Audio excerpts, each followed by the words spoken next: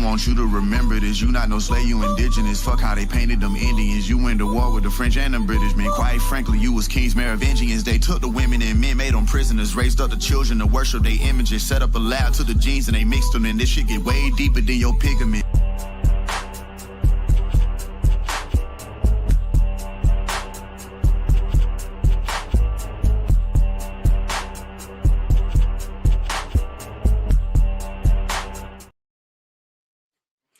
All right, ladies and gentlemen, boys and girls, smash the like button on the way in. Subscribe to the channel if you're new. Tonight, I'm going to be having a very special guest, so stay tuned, and we're going to bring them up and have a riveting conversation. Today's conversation isn't just going to be an interview. It's more of a doorway, if you will. For years on this channel, we've been breaking down the history that many people were never taught. The reclassification, the erased identities, and the truth about Native Black Americans. But every now and then, you get the opportunity to sit down with someone who didn't just study this history, they lived alongside it, they preserved it, and they helped others rediscover it. And that's what makes today different. Because my host is not just a genealogist, she's an American Indian elder who has spent years helping families uncover who they really are, beyond what's simply written on paper. She's worked with oral records, oral histories, and generational knowledge that most people never even get access to. And in a time where so much of our identity is being filtered, labeled, and sometimes completely rewritten, having a voice like hers is rare. And it's something that we need to cherish. This is the kind of conversation where you don't just listen, you pay attention. Because what she's going to share today has the potential to challenge what you thought you knew about your own family, about your own history, about your own lineage, and even how this country was built. So I want you to lock in, remove distractions, and really hear this. Let's get into it. I want to introduce you all to my guest, Anita. How are you doing today, Anita? Are you able to hear me all right? Yes, I'm having problems hearing. Oh, well, I can hear you A-okay. Maybe the audio issues will sort themselves out in just a moment here. But I'm having problems hearing. Oh, you're still having problems hearing. You know what? Let me see. I'm gonna go ahead and drop you down. Just click the link again and it should sort it out. We even did a sound check earlier, y'all, and we were having some technical issues, so bear with us just a moment. While we wait to get this interview conducted, again, I urge you guys to smash the like button, subscribe if you're new, check out the website, nativeblackancestry.com. I personally curate that website with tons of historical resources. I even have a digital archive where you guys can view a lot of primary source material. And we already have some folks in the building. Shout out to the early bird, Shirley. Shirley's in the house. Nice to see you in the chat, as always. They call me the king of receipts, and Lord knows I do what I can to live up to the name. And also, for anybody who wants to know where to find Anita and her YouTube channel, this is it right here. Anita Talks History and Genealogy. Mm-hmm. And let's bring her back. Are you able to hear me now, Anita? Yes. Perfect, perfect. Well, for anyone who's not familiar with you and your work, go ahead and introduce yourself. Hi, yes, my name is Anita Wills, and I am, Afro-Indigenous. I identify myself as Afro-Indigenous. I am a writer, author of 7 books. I spent 30 years, over 30 years actually, doing my genealogy for to prove my lines, my family lines. Spent 30 years telling, proving the stories that my mother had told me about us being Indigenous, about us being Native American. And along the way, I proved, I found Revolutionary War ancestors. I found Civil War ancestors. I found so much, and I was accepted into the DAR in 1998, and I was accepted into the Monacan Indian Nation in 1998 as well. In fact, I was one of the researchers helping people to identify their Monacan, heritage. So yes, and I'm so pleased to be here and to be sharing, you know, on this wonderful show. Nice, and we are very, very excited to have you on the platform. Yeah. You said Monacan. Is that how you pronounce the tribe? Yes, it's actually the tribes are Tutelo and Saponi.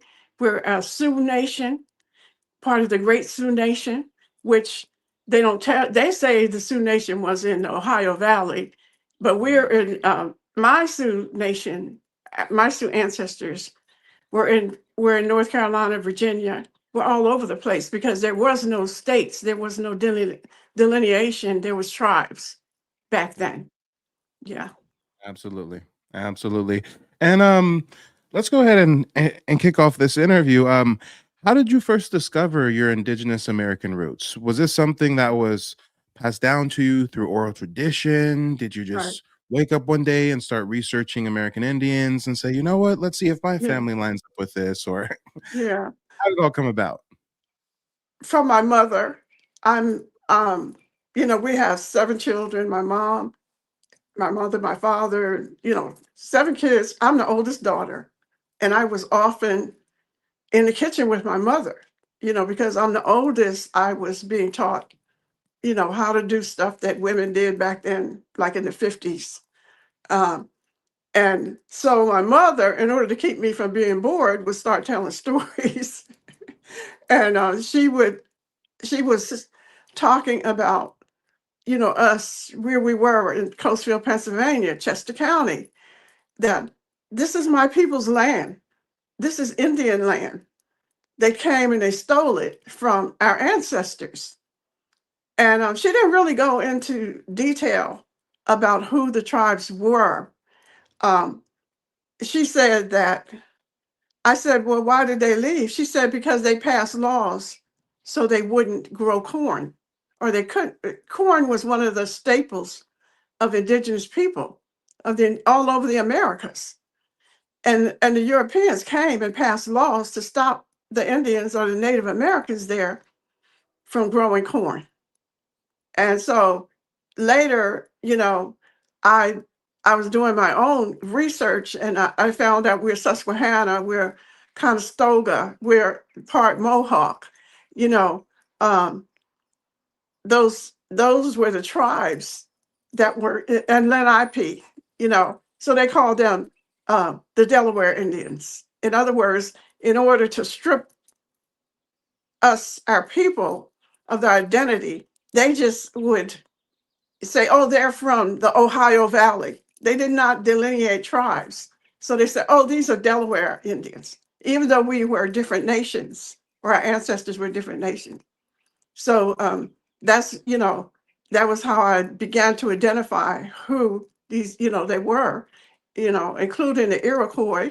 Um, Chief Jacob, uh, he's my ancestor through his sister, Molly Brant. So Molly Brant is my direct ancestor, and Chief Jacob was the head of the Iroquois Federation for a while, and then his sister Molly, she they called her the consort of this Sir William Johnson. So we wound up with the surname of Johnson on my mother's father's side of the family. A lot of them are Johnsons, from this white British man who impregnated her. She was living in his household and taking care of his household, and they wound up in a relationship that was never accepted, because she was Indian.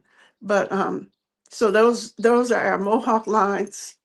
Um, and that was just in Pennsylvania. So Virginia was, a whole nother area. But my mother was the one who was telling me, that yes, we're in, because you could, some of my ancestors, some of the people in our family, you could see, and I could see that they were indigenous, they were native. We had a cousin named Pocahontas. You know, I mean, come on. Yeah. So Yeah, I, no, I yeah. definitely understand where you're coming from. Speaking of Pocahontas, most people don't know that Pocahontas is one of the oldest black towns over on the East Coast as well. So we also have Right. a black Right. settlement called Pocahontas, you know. Yeah. Yeah. Yeah. Hmm. So they were, Pocahontas is Matoaka. We are, connected to her in Virginia through our Wicomico Indian tribe, which were tributary to the Powhatan, you know. Hmm. So, so we're all related, but her mother was, I forgot, Pamunkey. Her mother was Pamunkey. She was her father was Powhatan, and because the mother, and they called her Matoaka, the mother died in childbirth, having, Matoaka. And she was living on, with the father and his tribe, but she was Pamunkey. But they wanted her because they would have heirs entitled to the Pamunkey land and also entitled to the Powhatan land. That's all the Europeans were thinking of when they kidnapped and impregnated her. That was what they were thinking of, the land. They're always thinking of the land, of stealing Yeah, somebody's land.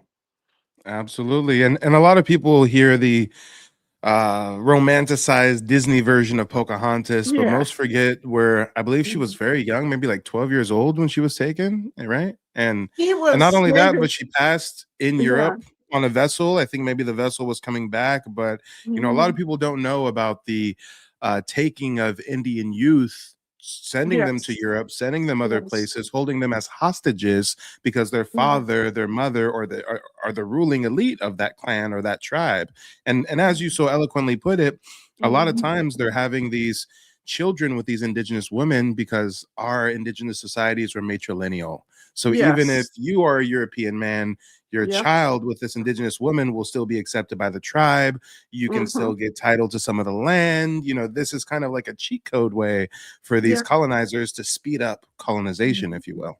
Yeah. And a lot of the cousins that that we matched to on DNA, who are Powhatan, who are descendants of Pocahontas, they one is white. They want to be indigenous, and they want to be native now, but they've been passing as white, many of them.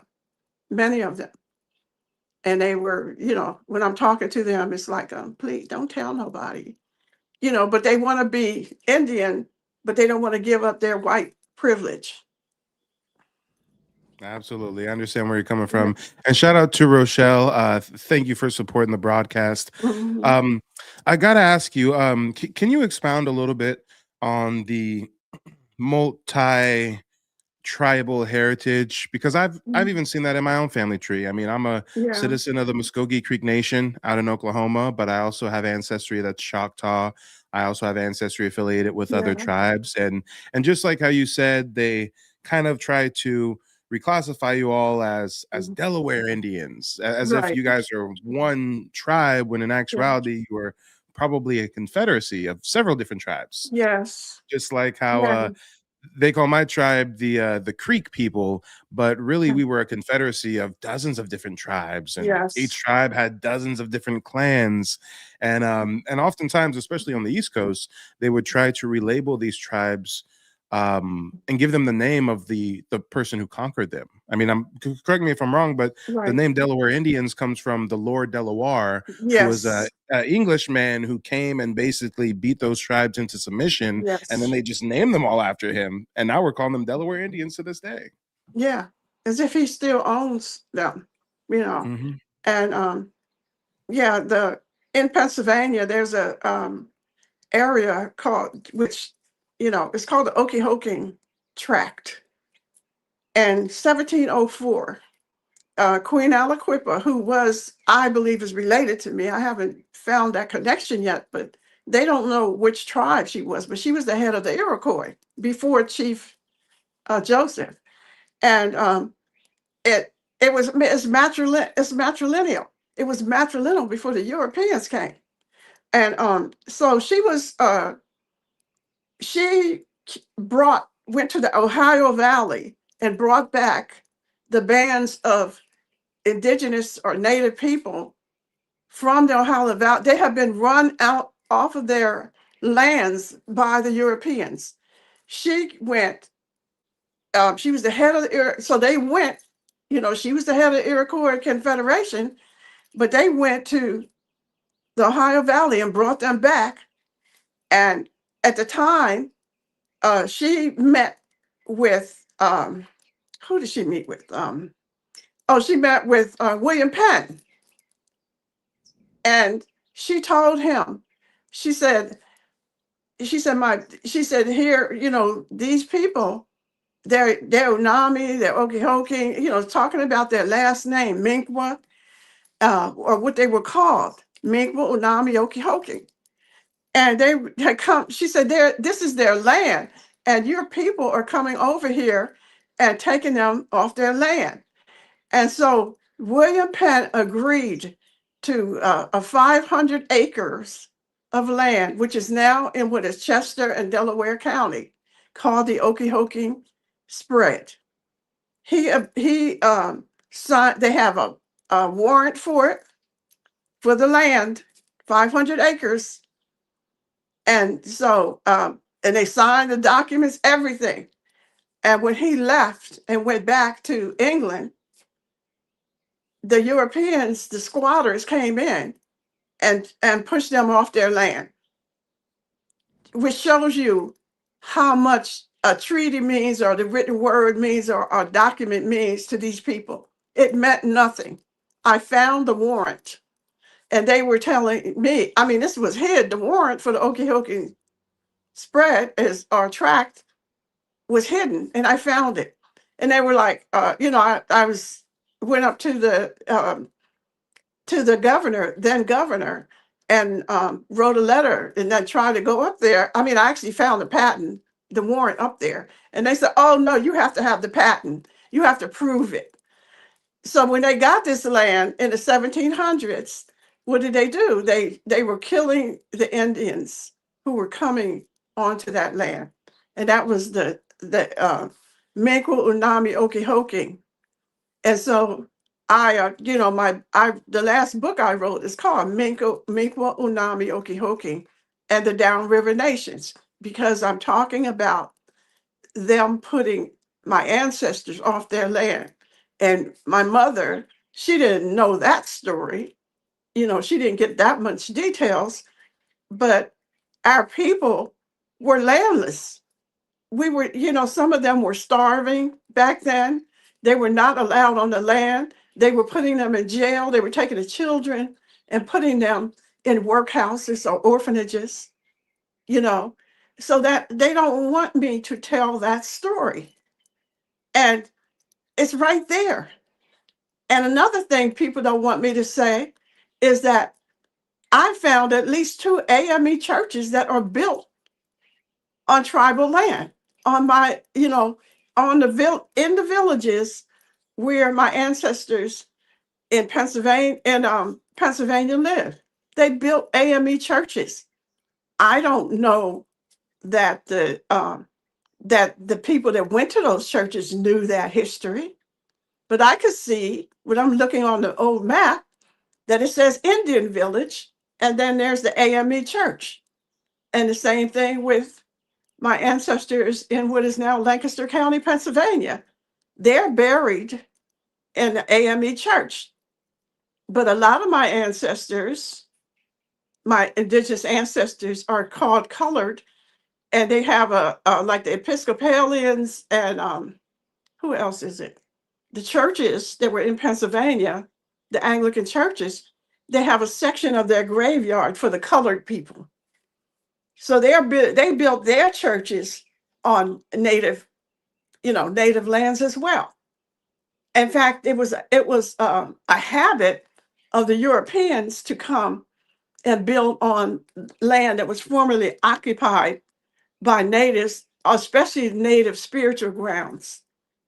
There is a cave called Crystal Cave in Pennsylvania where you pay to go in and see all these beautiful crystals growing in the cave. Well, that was a spiritual site for our ancestors. They went into that cave, and that was a spiritual site where they did ceremonies, and they have turned it into an amusement park. So the ancestors are crying. The ancestors are not happy with what these people have done to our lands. Yeah, no, I totally understand where you're coming from, and it's interesting because as you tell your story, it's almost like they were perfecting the system with your tribe. Because if we all Yeah. remember, the Spanish were definitely the first ones here colonizing the Americas, but they were in the Mhm. Caribbean, they were in Central Right. America, they were in South America. It was very, very difficult for the Spanish to get colonial territories in the Southeast. It took them over Mhm. 100 years to even get onto the Florida Peninsula because our tribes were so warlike and Yes, they were. resisting. Yeah. And the British, when they established their 13 colonies, oftentimes they were establishing it through kidnapping indigenous youth, hostaging them, Yeah. converting them, forcefully assimilating them.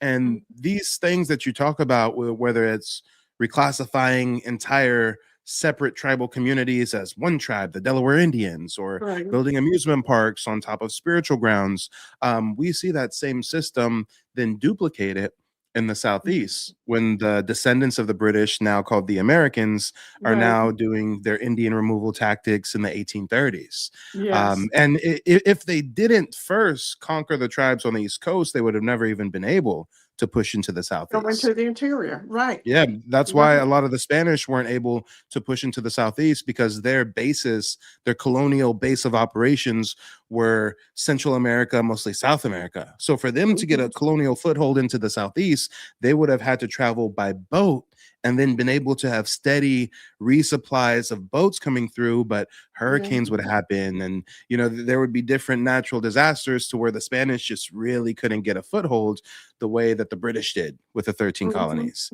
And Mhm. whether we're talking about building an amusement park on top of spiritual sites, they actually did that in my ancestral homeland of Alabama. They have something called the Yes. Sotos Cavern, which was Mhm. a indigenous burial ground. There's still bones and remains in there, and they've turned it Yeah. into a Christian amusement park. They do laser light shows and all this weird stuff. Mm. And we see that a lot of our spiritual sites are taken over. A lot of our pyramid structures and mound structures get churches Yeah. built on top, or the Mhm. Philadelphia Museum of Art, for example, sits on top of an indigenous truncated Yes. platform mound. So, Yeah. there's a rich history that's definitely been obscured. And these same, crimes against your tribe are the same things that we see happen, here in the Southeast. Yes. I've got to ask you, what were some of the first documents that you came across that really substantiated your indigenous heritage? For example, in my case, if I was to go first, Mhm. since most of my ancestors come from the Southeast and were displaced, walked the Trail of Tears, went to Indian Territory, which was Yeah. then colonized and turned into the state of Oklahoma, because of that history that my family has, the first Mhm. documents that I was able to find would be things like Dawes Commission land allotments or Mhm. enrollment cards within the 5 civilized tribes, et cetera, et cetera. But considering that you come Mhm. from the East Coast and you guys had a different Yeah. system over there, what were some of the first documents that you remember coming across?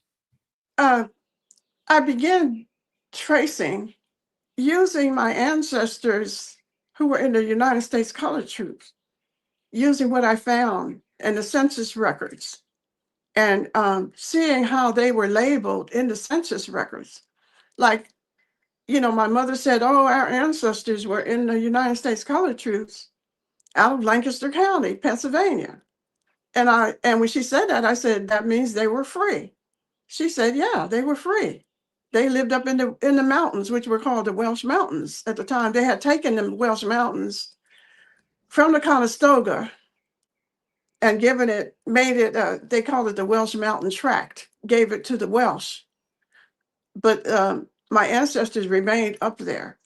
So then I started looking as far back as I could in the census and seeing um, that they were there um, as far back as the 1600s. I mean, when they started, they would call them, what were they calling them? Um, Not freedmen, they called them something else. to on the records, but it was like the description of them, where they lived, and they would say that oh, he's a he has black hair, he has black eyes, because they always were saying that the Native people have black eyes. Oh, he's copper colored. Oh, and how tall was he? Or um, it was the descriptions, and them. Am I looking at the census records, which would say they're mulatto? So they start out saying, "Oh, these people are mulatto," and then you look 10 years later in another census, they're colored. 10 years later, another census, they're Negro, and then 10 years later, they're black. They within the lifetime of my ancestors, they were running the gamut. But what I did was look on the maps to see where the Indians were. Where were the indigenous people? Who were the tribes on that they were because when they came, they were listing the tribes. And I saw where the Susquehanna were. My ancestors lived there up in the mountains. The Conestoga, they were the ones, the Conestoga they called them Conestoga, but the Conestoga wagon was named after them. My ancestors were wagoneers, the indigenous people that lived in the mountains in Lancaster County, what is now Lancaster County, Virginia. They were building their own wagons. And so I believe they were the ones that created the Conestoga wagon, given the fact that Europeans didn't like to do physical labor. And they were moving around, and they were arresting them for moving around too much. And so they had arrest records. So I'm looking at arrest records. I'm looking at detainment records every time they were detained. And also records that said they were freeholders. In other words, they owned the land. My indigenous ancestors still had ownership of the land. And I'm thinking, where did that come from? Or they were, Ben Franklin had a paper called the Franklin Gazette or the Gazette or something. And he had a reporter go up into the Welsh Mountains and see my ancestor and said, and this was like in 1782, and say, oh, his name is Tom. How did this Negro get access to all of this? Talking about the Welsh Mountains where my ancestors were. He called him a Negro. That means he was brown skinned, but I knew that he was Native because that was the story that my mother told me. And she wasn't making stuff up or trying to make him Native, because she could have said he was white for all that, and but she didn't. She was talking about them being Native. And so I'm looking at colonial records. I went up to Harrisburg, Pennsylvania, to the archives, looking up all the colonial records where they were identifying these people as Indian or Native, and so when I said Mi'kmaq, the Mi'kmaq were actually the Susquehanna. The Susquehanna were the Susquehanna River runs through Pennsylvania, runs all the way through Pennsylvania, and that was their territory. The entire length of Pennsylvania has Susquehanna Indians, all the way from up by the Erie, up by Ohio, all the way down into the falls, which are in now what is called Maryland. Those were the Susquehanna. And yeah, so that's how I did it. I went and started looking into those archives in the state of Pennsylvania, up in Harrisburg. I went to the archives when I was in Virginia, looking at what were they saying, because when they were writing this shit down, they didn't think we was ever going to see it, and that's how I found out. and started connecting everything together. You know, just from what my mother was telling me, I was building on that.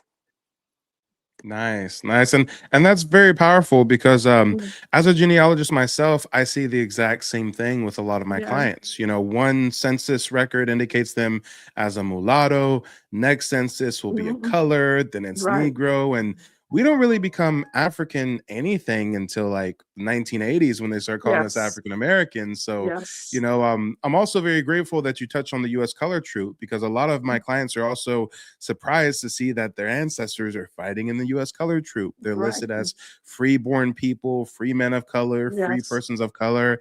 And I tell people all the time, you know, if we just think critically, they want us to think every single melanated person in the Americas came from Africa at some point. Right. But when you actually look at the archives and you see these huge demographics of free persons of color in the Carolinas and Maryland, Mhm. Virginia, Delaware, you have to ask yourself, what cruise ship was bringing a bunch of free Africans over here? I Right. mean, most Africans that were brought over were enslaved or Mhm. indentured one way or another. And then once we start to look into that bit of Pandora's box, we realize that many American Indians that were darker skinned were reclassified as colored, Negro, mulatto, Yeah. Melungeon. Um, what's another Yeah. term they got? They'll just call them Appalachian or Right. there's another one they claim that Abraham Melungeon, right? Right. The Melungeons. Yep. Mulattress. I've even Yes. seen terms like Griffin. They'll call a fair-skinned Well, Indian woman a Griffin. So you yeah. know, there's so many different terms, octoroon, maroon, Right. and when we get to the source of the reclassification, we see that these are people living in indigenous communities, Mhm. recognized as free, not always enslaved. I mean, sometimes we do find ancestors who were enslaved, but that also doesn't necessarily mean that they're African because the first Right. people enslaved over here were the American Indians, and then the Yes. African transatlantic slave trade was sort of built on the back of the indigenous slave trade. Yeah. Um, and we even find in colonial eras, there'll be laws instituted in colonial society saying that it's prohibited to enslave American Indians. Right. But that didn't stop them from doing it. What happens is when a slave Mhm. catcher gets caught with some American Indians, he lies and says, "Oh no, they're Africans," Yeah. Yeah. and we see that perpetuated time and time again. And Yeah. I've I've got to ask you this because some people online will try to Mhm. make the claim. First, they made the claim that you guys are crazy. Black Right. American Indians don't exist. Right. Everybody's from Africa. You guys aren't American Indian at all. And then we Mhm. showed family genealogy, Yeah. records, primary sources. I mean, I've got colonial sources from like the 1400s where even the Spanish are Right. talking about the indigenous people they encountered. They literally called them negros de terra, which translates Yes. to blacks of the land or native blacks. And when they Yes. started bringing over Africans, they called the Africans negros de Guinea or blacks from Of Africa. blacks So from yes. they knew from day one that there's black indigenous people already here and that they are separate and different from these Africans that are also now coming over here. But Yeah. I've seen that people have kind of updated their argument. First, it Mhm. was black Indians don't exist. Now Mhm. it's okay, you guys exist, but it's because your African ancestor like Mhm. had a baby with an Indian, or because your Yeah. African ancestor was taken in and adopted by this tribe. I mean, have you ever came across this narrative before? Because Yeah. for one, they fail to explain how Native Mhm. American women just had this unquenchable lust for African men that Right. would result in so many of these births with Africans to make up for the huge demographic of dark Yeah. skinned indigenous people. I mean, even in the 1500s, I found colonial reports where they're talking about entire Negro villages, Yeah. nations of Negroid Indians.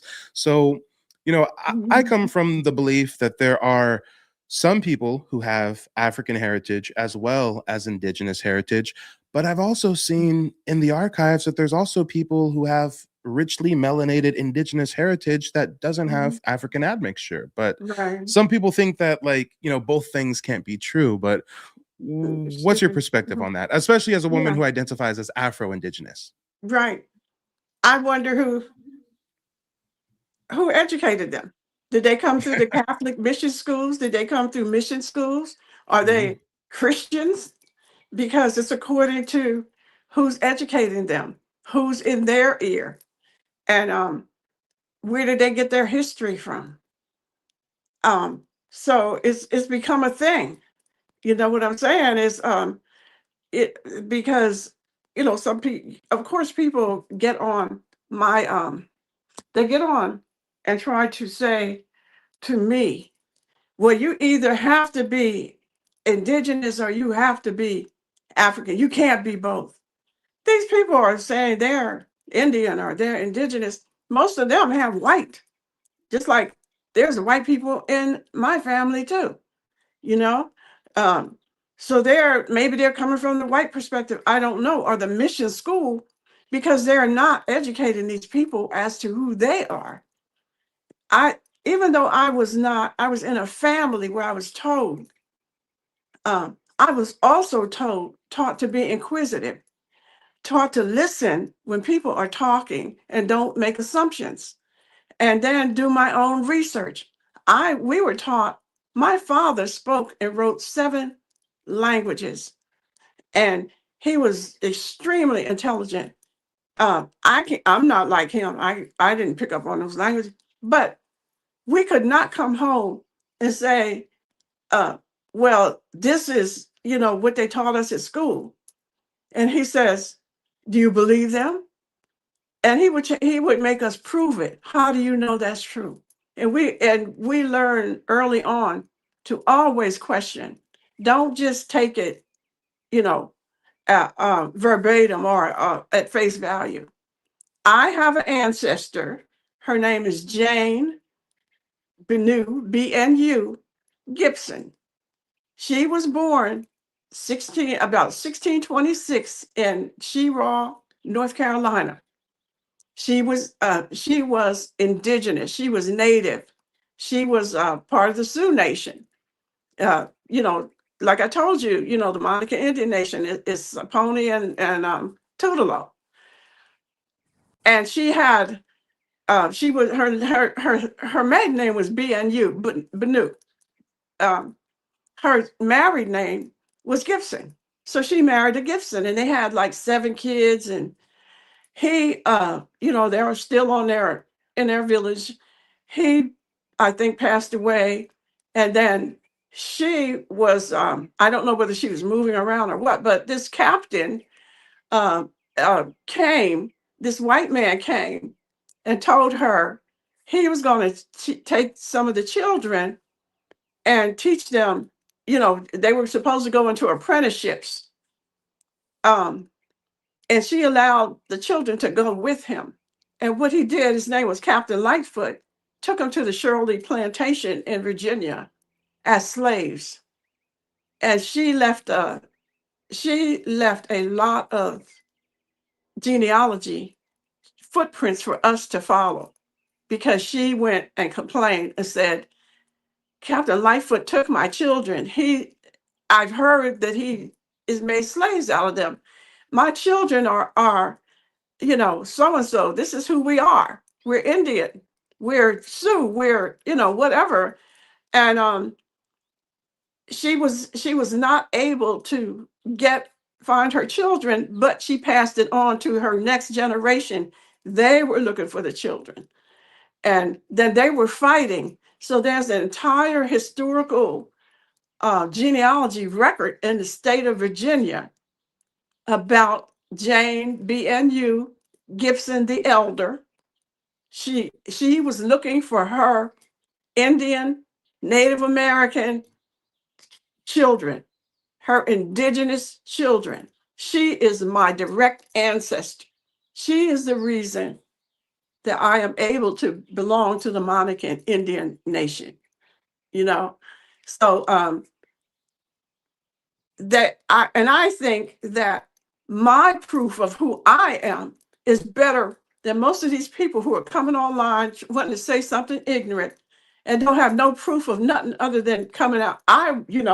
Even saying, oh, you can say anything you want to online without proving it. You just come and say it, and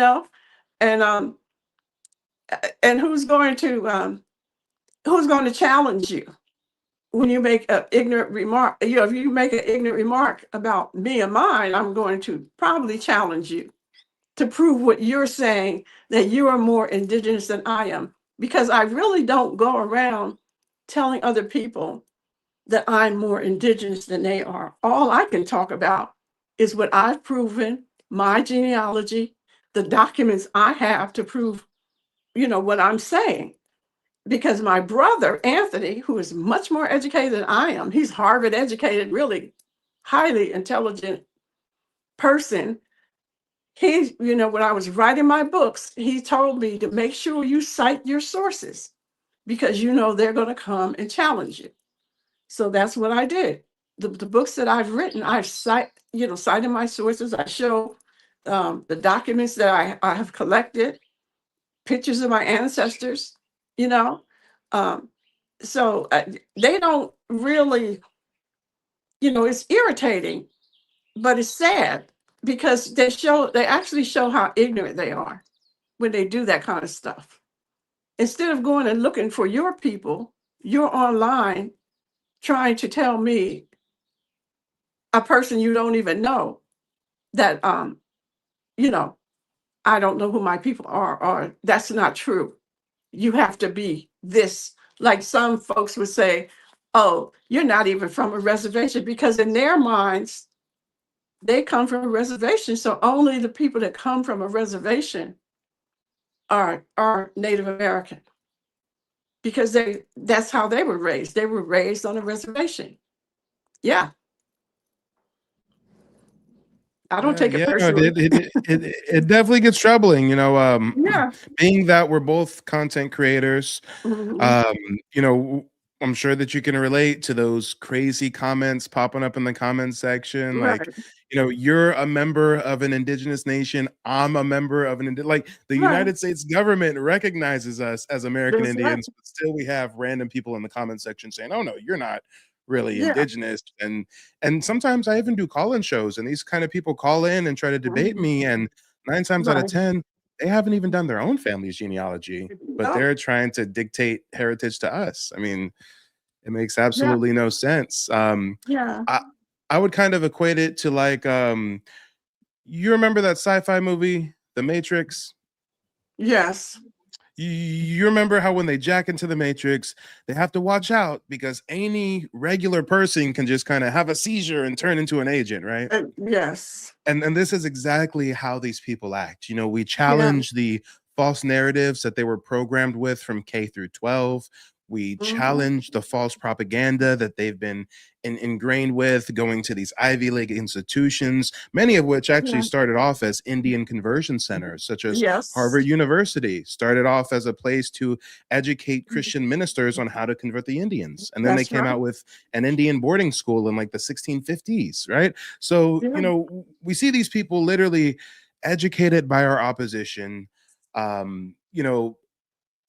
placed with this Mhm. strange inherent bias against us. And when we Right. talk about those folks who live on reservations who make the claim that they're more indigenous than us, I'm not sure if Mhm. you've noticed this, but I've seen that is almost entirely exclusive to who we would refer to as Plains Indians. Yeah. These folks who are Navajo, Apache, Comanche, these folks Mhm. who historians would even call are the Clovis people, who are not really truly indigenous to this land. I mean, they migrated across the Bering Strait from Asia at one point or another, and Mhm. they've also found in more recent years archaeological evidence that there was already indigenous communities here all across the Americas before Yeah. these arrivals came across the Bering Strait. And for some strange reason, this extremely niche population of Native Americans who are now found in the Arizona desert, the Nevada desert, northern Yeah. Mexico, etc. These folks have become like the face of what it means to be an American Indian. These Yeah. folks weren't the ones being contacted by Columbus and the Spanish in the Right. Caribbean. They aren't Taino. They aren't Carib. They aren't Right. part of the indigenous community that's in Central South America, the Gulf Coast. They weren't contacted by the British colonists as early as the 1500s. They kind of got some of the last phase of Mhm. European contact after they already took over your homeland of Yeah.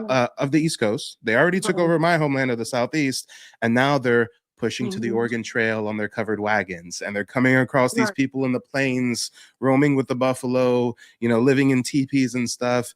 And for whatever reason, I'm not sure if they kind of made a deal with the devil, but Mhm. mainstream media and academia has spent an untold amount of resources to convince us that they are the exclusive phenotype of American Yeah. Indians. Unless you have slanted eyes and straight Mhm. hair and look Asiatic or Mongolian, you're not Yeah. really an American Indian, despite all the books, all the overwhelming Right. evidence, all the firsthand accounts from colonists who are going to the East Coast, going to the Southeast, going to Brazil and finding Black Indigenous Yeah. people. But um, I've got to ask you, when we talk about more on a macro level, when we talk Mhm. about paper genocide, what does that mean Mhm. to you? It's like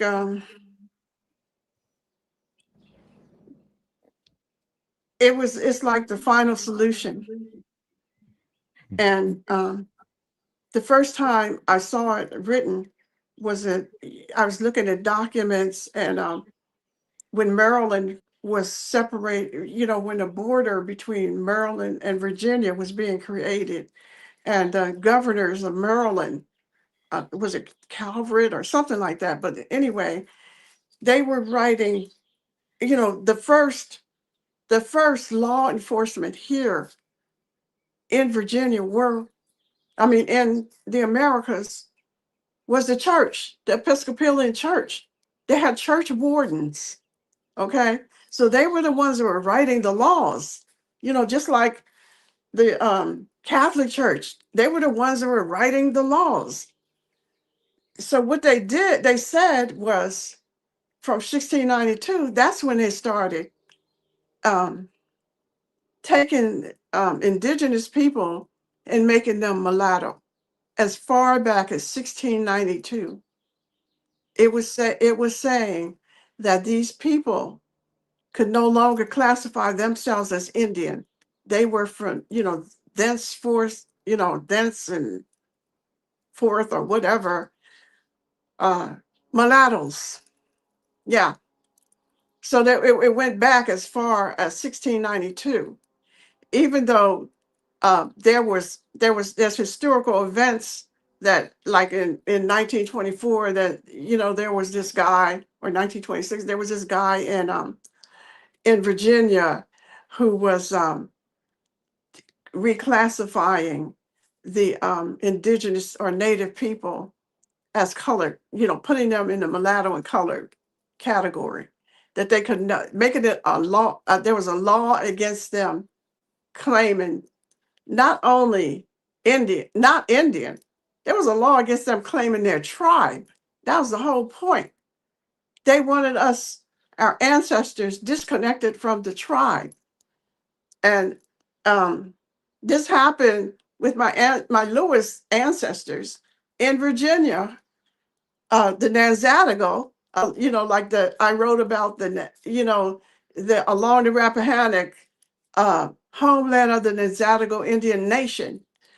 The reason I wrote the book was because that entire tribe was taken off their land. The children were separated from the adults, and the adults were sent as slaves to Antigua. The children who remained were reclassified as mulatto, colored, Negro, or Black. They could no longer go on their ancestral lands, which was in King George and Caroline County, both shores of the Rappahannock, and they could no longer claim their land. And thenceforth, they made a law to reclassify them as mulatto, and um, when they and also to tell them, not to go back to their own. These are the children from 12 and under. So what happened? They went and took the adults to Richmond, Virginia, and then they put them on a boat and sent them as slaves to Antigua. This is all that. This is how they removed the entire tribe off their village, off of their land. And um, one of the children that was left, he was Indian Charles. He is my direct ancestor, and his son Charles Lewis is my direct ancestor, and he was in the Revolutionary War. And again, they're listed as mulatto. They're seamen in the Revolutionary War, and almost the entire ship is full of people who are mulatto. Nobody on that ship was African. Very few of I haven't seen any but one of my ancestors, and she was actually from Guinea. And even they did not call her African. They called her Black because she came in 1830, and they took her to Bermuda to season her. You weren't allowed to bring slaves into the United States in 1830. It was against the law. So they took them to Bermuda first, and then seasoned them. And then, they sold her in South Carolina to this white man, who is my great great grandfather. So she's my great great grandmother. But anyway, so then we have ancestors who came here from Haiti around 1804. And I see an ancestor who is not mulatto, not colored, not Negro. And they said he's living in this area, surrounded by these mulattoes and stuff. And they said, no, he's not one of them. He's different. Whoever, and he's a Bonaparte from Haiti. They put down there. I don't think they said Haiti. I think they were calling it something else, but it was Haiti because that's where my Bonaparte ancestors are from. And he was one of my ancestors. And I believe that he was a Caribbean Indian. The Caribbees were the ones in Haiti that the Caribbean Indians are some of the most vicious Indians. They were afraid of them. The Europeans were afraid of the Caribbean Indians. They did not mess with them. So I believe that those, people that were brought up here who are Bonapartes in my family were Caribbean Indians, and they were dark-skinned people. And so, and my paternal grandfather, so my brother was doing, he did his paternal line DNA, thinking that, through the African ancestry, thinking that, oh, okay, so they're going to tell us about this African. Come back 100% indigenous to Colombia, South America, to what is now Colombia, South America. And then I find I'm doing, I did a DNA test, and it connected me to this Inca woman whose name is Mamia Juanita. So I have that same, so I'm telling you, that's who we are. I have it all written down. I have the proof. But these people who are making snide remarks, they don't want proof. They want to make a remark and then keep it moving, calling themselves embarrassing somebody, but they look stupid. You look stupid. And you think you can't be traced. Everybody online can be traced. Exactly. And I really tried to educate my audience about what you were mentioning, which is that there was a lot of indigenous enslavement going on. These different American Indian tribes sometimes would actually be shipped to different colonies within the Americas. Yes. One story that really stands out to me, since I'm friends with Chief Sekou of the Yamasee Nation, after the Yamasee Indian War of the 1715s, they were shipped to Jamaica as slaves. So, there's this thing where a lot of people who are born in the Caribbean think that their ancestry is exclusively African, when in actuality, for all you know, your ancestors were East Coast or Southeast indigenous that were then trafficked to the Caribbean or trafficked to other parts. And I find that even with my tribe, the Muskogee Creek Indian side, before the Trail of Tears, we were in Florida, Alabama, Georgia, but my tribe's more ancient oral tradition is that of migrating from Central and South America. So, there was a lot of trade networks and a lot of back and forth migration across the Americas, which is why some of our indigenous ancestors in more recent years, like with the Seminole Indian Scouts and different Yeah. factions like that, they find themselves back in Mexico. Well, they actually have Yes. ties to those areas more often than not. Yeah. Because um, when I was in Cuba, like 2015, and they were giving us a tour, and the tour guide said, we stopped, and there was all these graveyards, and they were talking about Columbus. This is where Columbus landed, and what they were saying was they took, they didn't just kill off the Arafat, the Arawaks who were there, and I think the Tainos were there. Yep. They enslaved them and sent them to Africa. I didn't know that they were enslaving and sending. This is what the Spanish people did.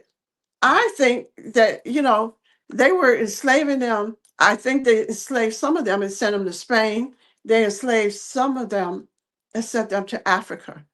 Why did they do that? Were they dark skinned? And not, never to be heard from again. They said they enslaved these indigenous people, the Arawaks and the Taino, and sent them to Africa. And they don't talk about that. I mean, of course, they're not going to talk about it in the history books, but I haven't. That was the first time that I really heard that from the people who, because the Cubans are part Arawak and Taino.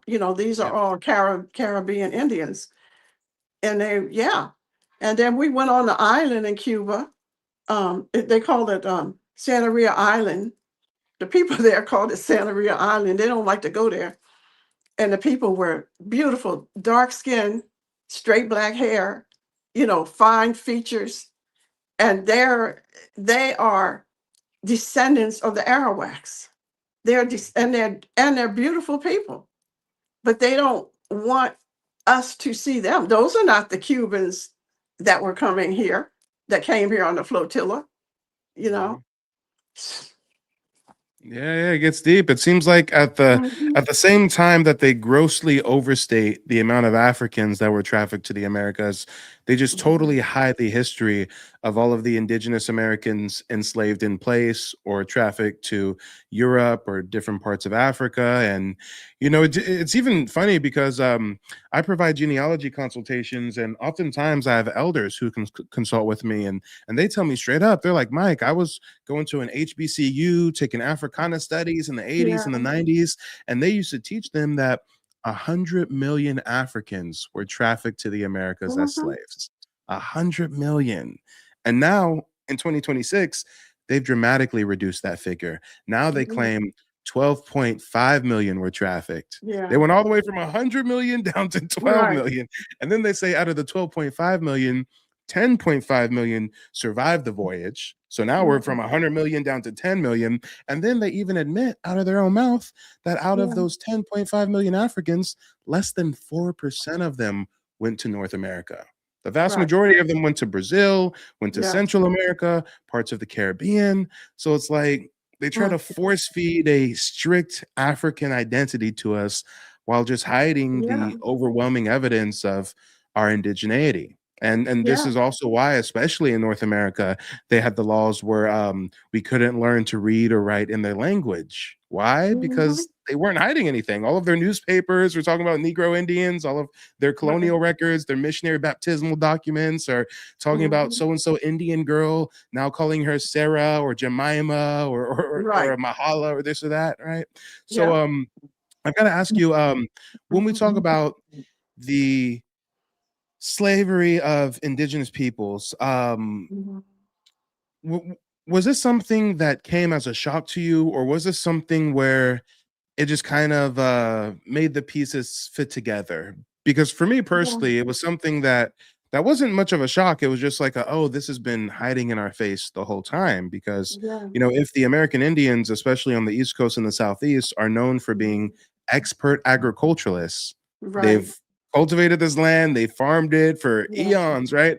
Why would you go out of your way to import a foreigner from Africa who's never seen these crops, never tilled the Yeah. soil, when you already have American Indians that you're displacing and Yeah. reclassifying? I mean, why not take some of them and take a whole clan of them and force them onto your plantation to work their lands for you now, right? Right. But I gotta ask you, was it something where it came as more of a shock, or did it just kind of feel like a missing piece fitting nicely on the board? Well, the way that I saw them treating the Indians or the Native Americans, even within my own community, you know, um, it didn't surprise me that they would enslave them. Um, they the when people give this answer, oh, they say that, oh yeah, all the Native Americans died when Columbus came. They all died. No, they didn't. They didn't all die. A lot of them ran away. Um, a lot of them survived slavery, you know. Um, so my thing was, well, if they didn't all die and they couldn't all run away, what happened to them? And it came back, they, like the Cubans said, they sold the natives as slaves to Africa.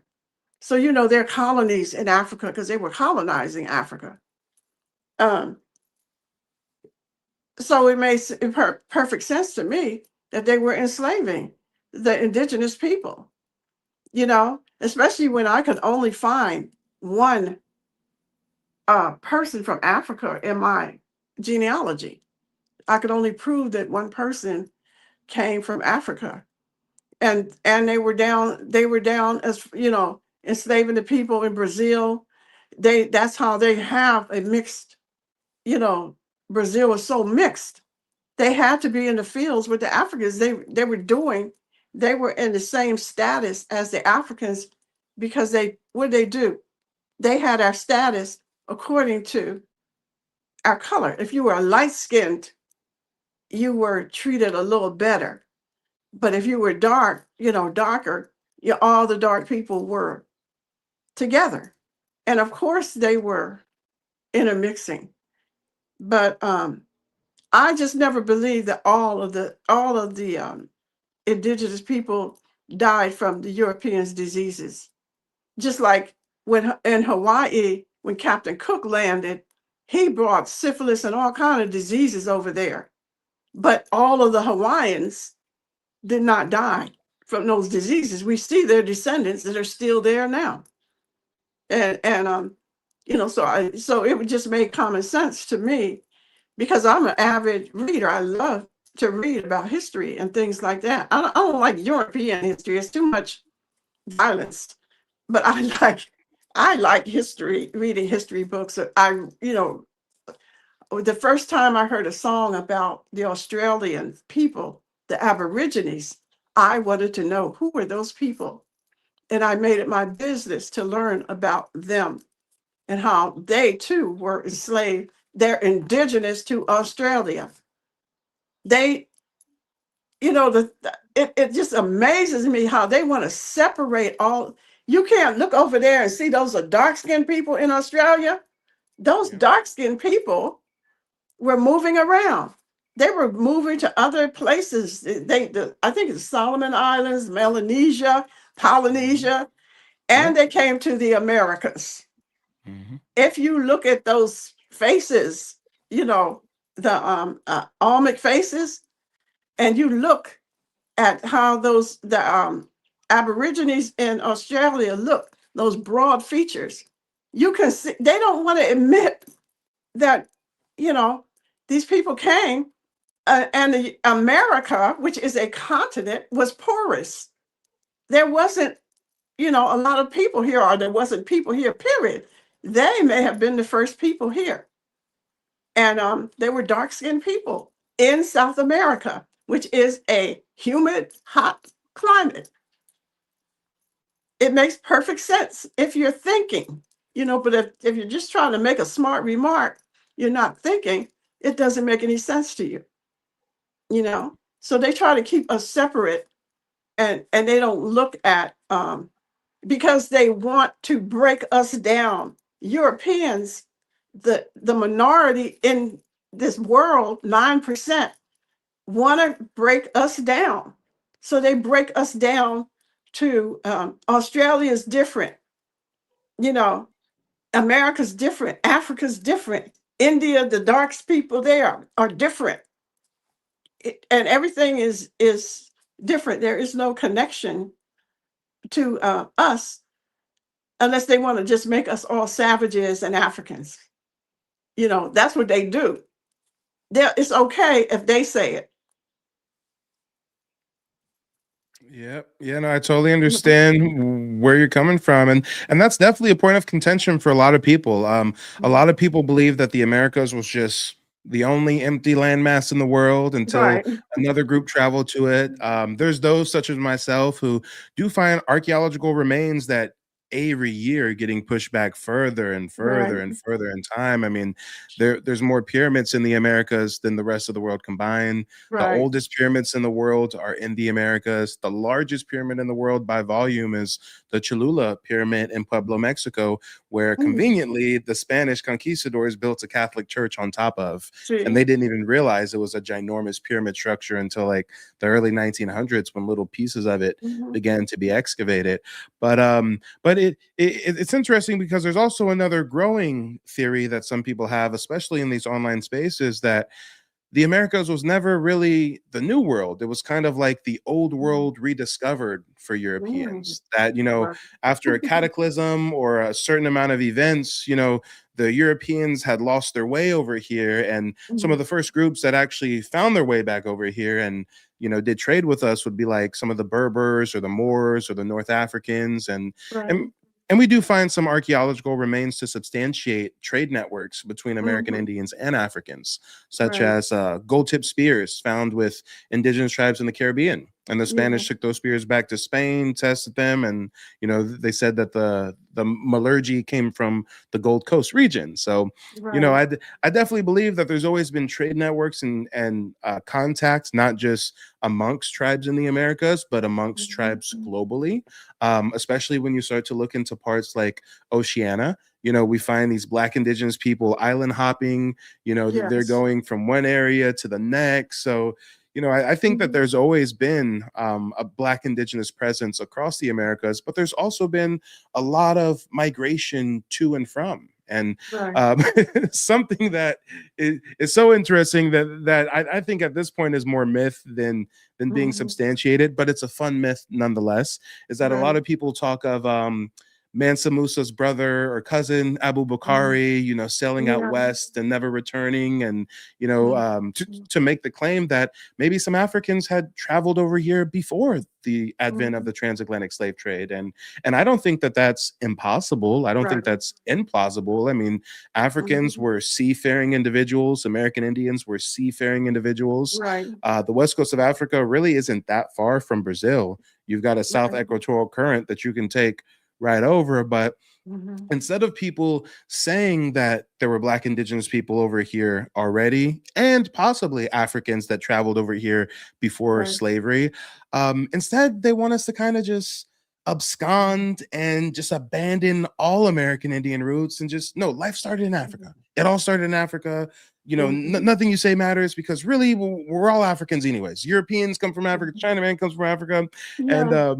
I'm not sure if you've noticed this, but Mhm. the root of that theory, that out of Africa theory, as we call it, is actually Charles Darwin. And Charles Right. Darwin is a racist, Yes. eugenicist, Yeah. anthropologist.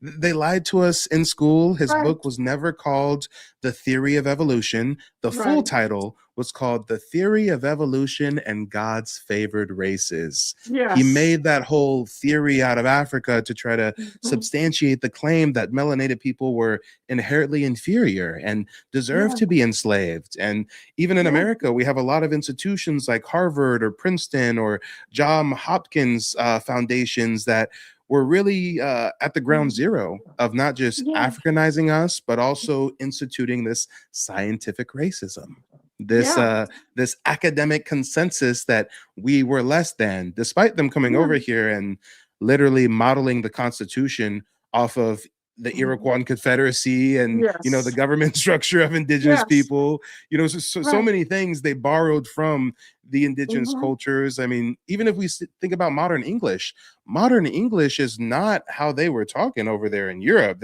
Their Right. spelling was all different. The whole formation of their sentence structure was different. And we find Yeah. that modern English is actually a fusion of colonial English and these indigenous words and these indigenous phrases Yeah. and vernacular. And even if we look at our modern culture, unfortunately, it's been demonized. They'll call it urban, they'll call it ghetto, but more Right. often than not, it's a continuum of our indigeneity. You know, we used to Yeah. have ball courts and stadiums and played ball games, and you know, we were known for our musical prowess. There's Hmm. colonial factions talking about how we sing in choirs and, you know, go around in centric circles around a fire and like all of Right. these, you know, ancient traditions that we have. But you know, over time, due to Mhm. colonialism and, as we say, paper genocide, it's just all Right. lost. And we're supposed to Yeah. think that this continent was empty until some people came Mhm. across the Bering Strait, and then some Right. Europeans came over, sneezed a couple times, and all the Indians Mhm. disappeared.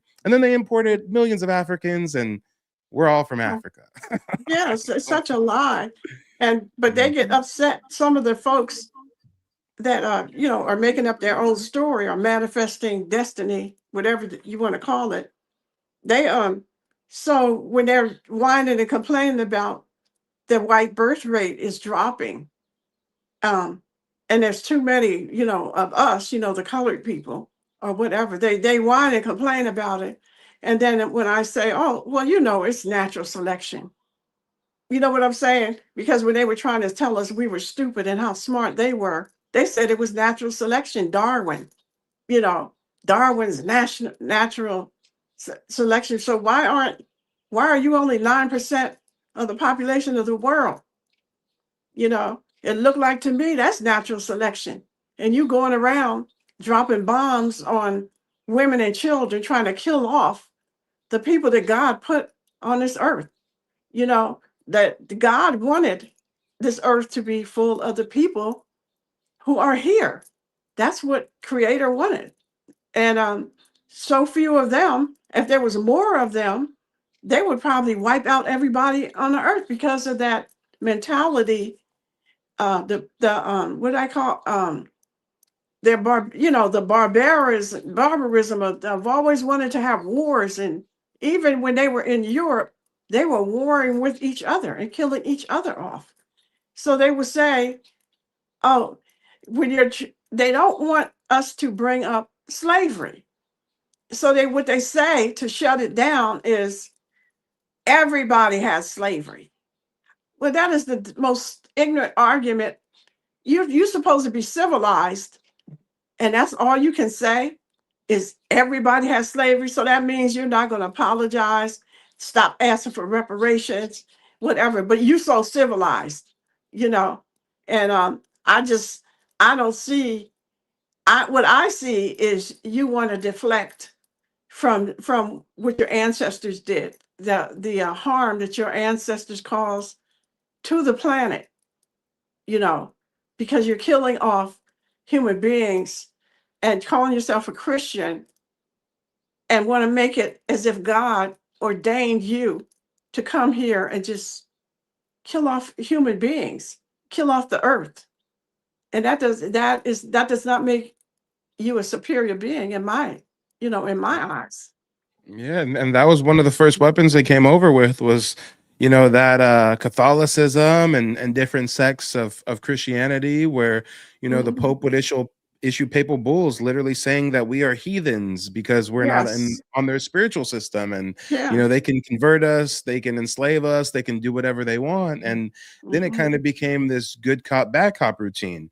You have Yeah. the barbarians coming over here just chopping up women and children, and then you Right. have these weird religious people in their robes saying, hey, let Mhm. me change your name and you pray to our Right. God, and the way you're doing things is not right. And if you Mhm. come under this system, we'll protect you from those barbarian folks who want to slay you and just take your land. So Right. then it's like you choose the lesser of two evils, and that results in racial Right. reclassification and paper genocide. And Yeah. as you stated earlier, it really is the final solution, because it's one Mhm. thing to commit a Holocaust on a people, but it's another thing to commit the Holocaust and then remove all record of those people's existence. Right. And It's the like, man. and the Quakers in Pennsylvania, which some of my ancestors have are Quaker, Mhm. belong to the Quaker Church. They had mission schools too. Yeah. Um, they were And I'm glad that you brought them yeah. up. I did a genealogy consultation yesterday, and a lady was telling me how she had consulted with a genealogist from John Hopkins University or Foundation, and the Mhm. genealogist was a Quaker, and they were trying to convince them that that their free person of color ancestors were really Africans that were manumitted by the Quakers, and that That's these a lot. Quakers were benevolent emancipators. And I'm Right. like, no, that is so far from the truth. Like, the Quakers were enslaving people, racially reclassifying people. But Yeah. nowadays, some people think of the Quakers as some heroes of sorts. Right. Because um, okay, so I took, one of my DNA tests was with family tree DNA. Mhm. So some of the people that I see on there that are my cousins, I will contact them. I might email them, and I saw um, one of these people. She's related, and where she was from and lived, where was in Pennsylvania, and it was a cousin, and so you have levels of cousins, and she was like maybe 2 or 3 generations removed, and I contacted her. I sent her a text message, and she got all hateful, and that stuff doesn't matter. And I was like, well, I just contacted you because you took a DNA test, and I thought that you wanted to connect with DNA cousins. No, I don't. Real nasty. It's a Quaker woman. By the way, she is teaching Native. She is a professor in the Native American Studies at Arizona State University. And and you know, this is what I'm saying about these people and their racism. And they try to hide it and say, "Oh, I'm not as bad as those people over there." You know, you're not, but you still are just as racist. You're just as hateful as you know um the Catholics or the Mormons or whoever. You all have this thing about you want to make yourself into God's image, or you want to make yourself God's people. But in order to do that, we have to worship you. We have to believe that you're God's chosen people, and we don't believe it. you know I don't believe it. I don't. My God that I worship, that I believe in, creator, wouldn't do anything like with the atrocities that these people have committed. And so I will not bow down and worship any, like they said, graven idols. I don't worship people either. You can't bring me in. You didn't bring me here. You can't take me away. You could kill me. Anything can kill you, but I won't worship you. Never. We don't worship graven images, and we don't worship Satan's children. Yeah, no, absolutely. I totally understand where you're coming from. And it's interesting because earlier we were speaking to the myth of them exterminating all of the American Indians. And what's also a huge myth is that the extermination through disease was an accident. When in Mhm. actuality, I find that Yeah, this was biological terrorism, that they knew they knew that it. these people were susceptible to their diseases. There's even records Mhm. of the Spanish hundreds of years before Yeah, colonizing the Americas. They would take disease back in Europe when they're beefing against their fellow Europeans. They would yeah, take diseased corpses and yes, catapult them over their enemies' walls to get their population sick. So it's yeah, like they already knew about biological right. terrorism, perfected it in many regards. So we think they came over here and accidentally Hmm. decimated populations of people that they're actively Yeah. trying to colonize. Like, come on, come on. No, because Amherst County, Virginia is where the Monacan Indian Nation is, where the main, tribal headquarters is. Jeffrey Amherst was the one who gave my people infected blankets, smallpox blankets, and they have a county named after him. And my question is, why is his name still on that county? He gave Native men, women, and children infected blankets in the middle of the winter. And they died, they were smallpox. And they named Amherst County after him. Amherst County, Virginia. Yeah.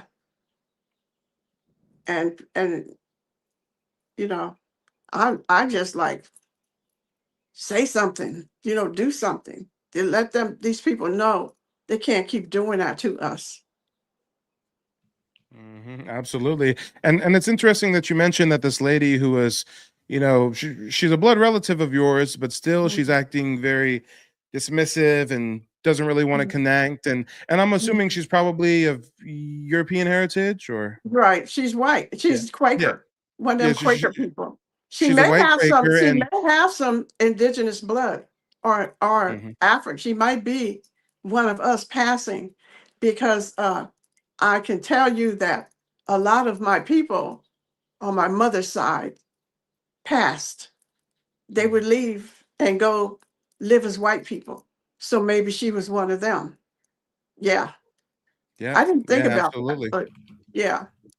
And see, it's interesting that you mentioned that she's now a leader in teaching of Indigenous American history, and Yes. I find it so crazy that most people don't realize that a lot of these individuals who are college professors and academics who are really the voice of American Indian history nowadays really have a lot of inherent bias, come from obscure families where maybe even their ancestors were part of the racial reclassification or paper genocide of our ancestry. And now here their descendants are being represented as American Indians or being represented as spokespersons of American Indians. And, it's just very, very wild to me. A perfect example that I have within my own family is I've got I think he's like my 8th great grandfather. His name was Thomas Jefferson Adams Harjo.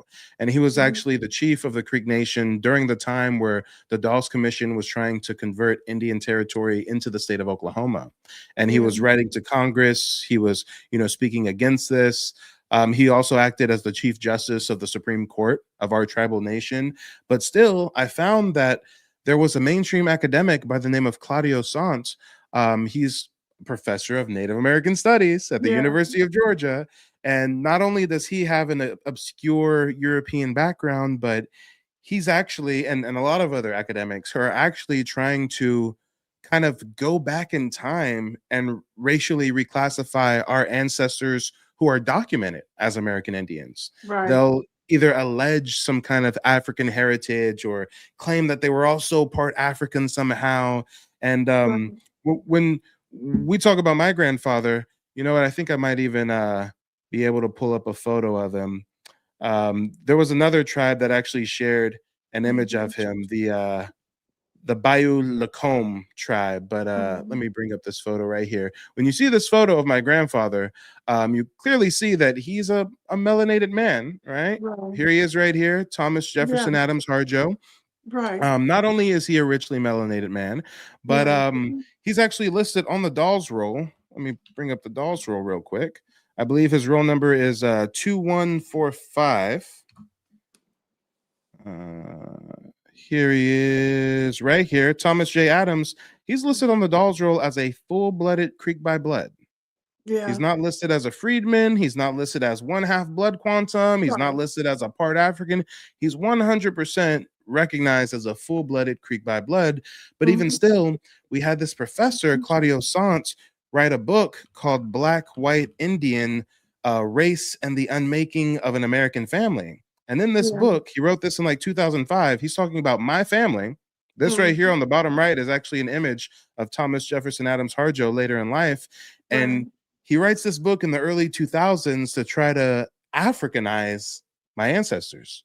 They're listed as full-blooded Indians. They're listed as members of, not just members of the nation, but chiefs, legislators, leading figures. I mean, there's several books that write about Thomas Jefferson Adams Harjo, and none of those books call him an African. None of those books allege him to be an African. Right. But Claudio Sant, in his book, makes the claim that my ancestor was visibly African, Right. despite him and all of his children speaking fluent Creek.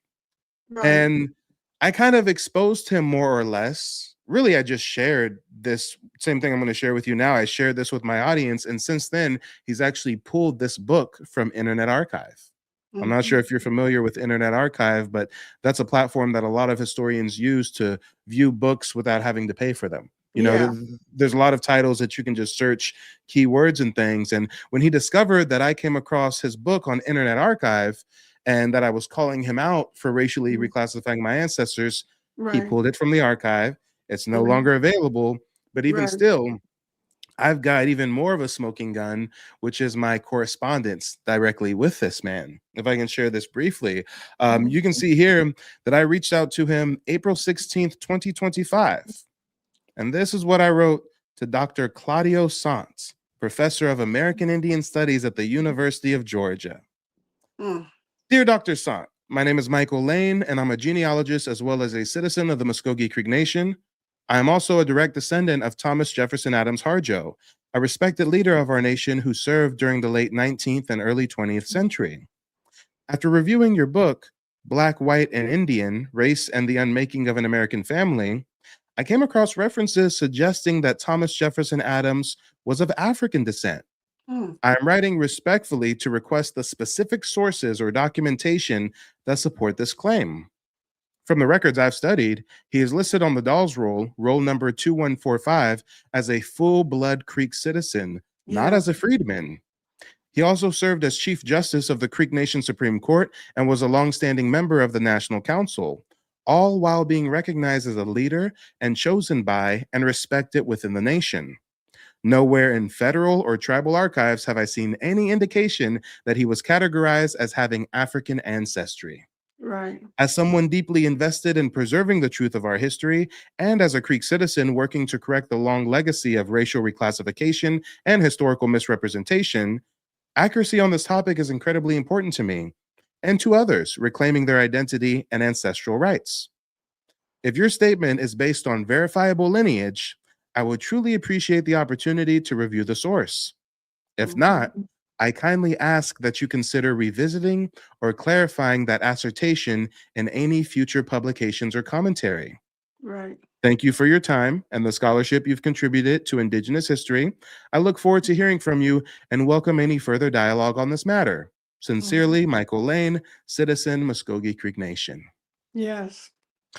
Now, for one, I never even thought he would reply to me at all. For two, I did not think that this would be his response. Again, I simply asked him, can I get some sources? You know, he's not just a professor, he's a doctor. He has a doctorate.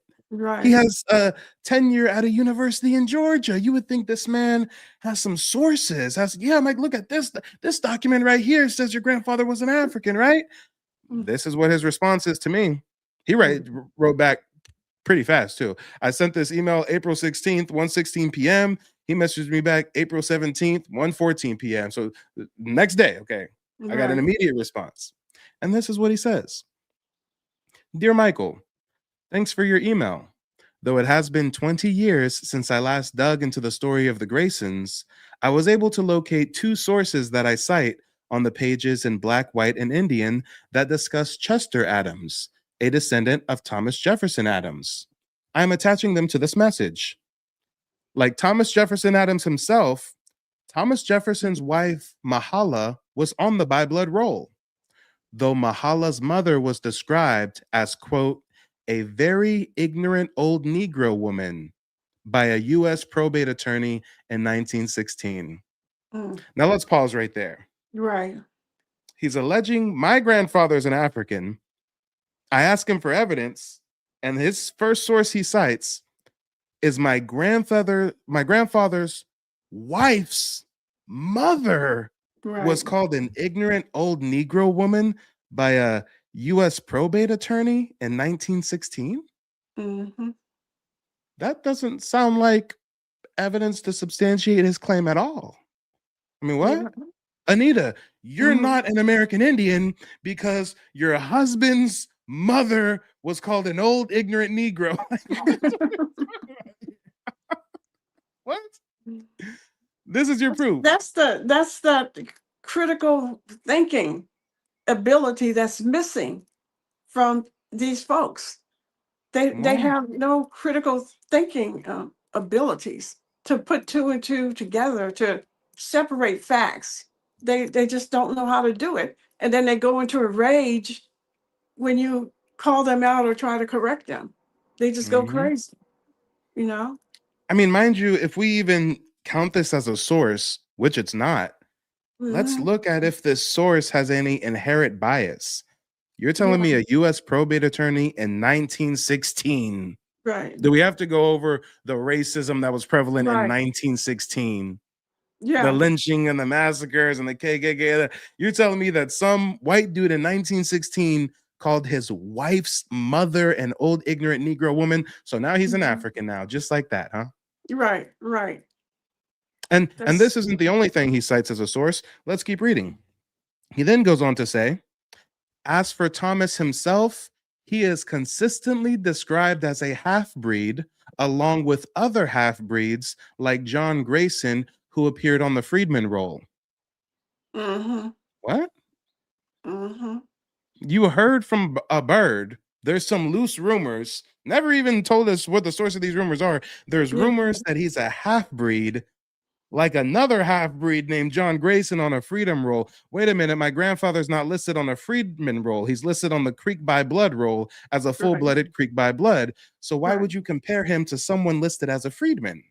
Mm. And this is the professor of American Indian Studies at the Yeah. University of Georgia for the last 20 years. Yeah, Yeah. yeah. They never Yep, have to prove anything. They always want us to prove what we're saying. They never prove anything. They just say it as if we're absolutely. supposed to take it as truth. Because I mean, it's just like Donald Trump with his delusional self. But there's a delusion within that community, within those people who do not want you questioning them, don't want you to, Absolutely. you know. Oh, and then it gets even worse. It gets worse. It's never going to get better. First, he's saying that his wife's mother was called the old ignorant Negro. Then there's rumors that he's a half breed, like this other half breed on the Freedman roll, even though he's on the by blood roll. Then this is how he ends off the email. He says, and then there is the photo that Chester Adams shared with me. But all of this is circumstantial, and you may have more definitive evidence in hand. Yeah, they do that. They will do that at the end after they done, try to insult you, your intelligence and everything, and come back with a half apology. You may. Yeah. Hmm. If it's all circumstantial, that means there's no concrete evidence. That Right. means you wrote in a book as a credentialed doctorate holding Right. professor of American Indian Studies. You wrote a book alleging my ancestor was visibly African, Right. and you really don't have any evidence to support that claim. So imagine Yeah. if I never challenged him on it. Imagine Right.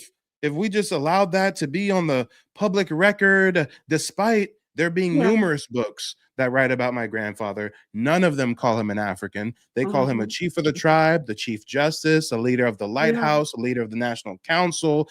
They never call him an African. But in 2005, he's going to Yeah. hop in his DeLorean and go back in time and try to Right. make my grandfather an African. Yes. Come That's on. them. They'll do And it. do I even have to show you guys Mhm. the photo of this man? You already tell what complexion, what heritage. Claudio Sanz, that last name is Mhm. Spanish in origin. For all we know, Yeah. you descend from Spanish conquistadors, and now their Right. descendants, modern day, are Mhm. professors of the American history at the University Mhm. of Georgia. Yeah. Wow. Or they're a recent immigrant, like maybe two or three generations or first generation immigrant, because they will bring Mhm. them here and they will, slap them in those positions. They make sure they educate them, well, in the European way. They educate them, Exactly. and then they give them positions that they wouldn't want us in. I was Mhm. taking a class on Native Americans. I was going to take a class on a Native American traditions or something like that. It was just a community college course. So I go up there, I'm all excited. And here comes this old white woman. And everybody was like, um, are you native? She was like, well, we couldn't find enough natives to teach the class. So I'm going to be your teacher. I withdrew from that class that day.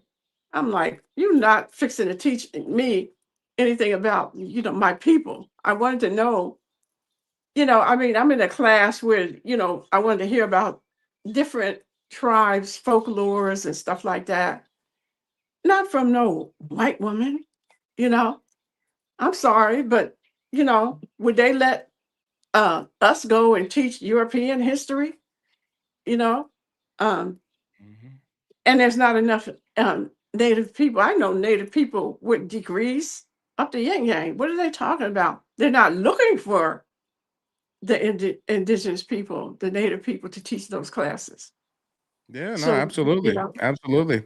And even with a case study such as Claudio Sant, when I actually looked into his background further, I found that he was actually at the ground level in the early 2000s. There was actually a huge push to create a bunch of media and documentaries about Black Indians, but they were yeah, framing it as if these are Africans who made it with Native Americans. And I'm not right. sure if you've ever heard of this documentary film that came out in 2004. It was called Black Indians: An American Story. They had Mhm. James Earl Jones narrating it. They had Tina Oh, Turner in it. They had a bunch of famous Black folks in it. And when I mhm, was watching the intro of this, I found an interesting figure mhm. in this documentary as a authoritative figure. We've got Dr. Claudio Sant, the Mm, same man who's racially right, reclassifying my ancestor as an African, right. is in this documentary film in 2004 talking about, yeah, Black Indians exist. Africans, since they came over here, made it with Native Americans. That's how you guys have Mhm. Black Indians. What? Right. Wow, because that's the year that I published my first book. It's 2004. And Mhm. wow, that's interesting. Come Because on.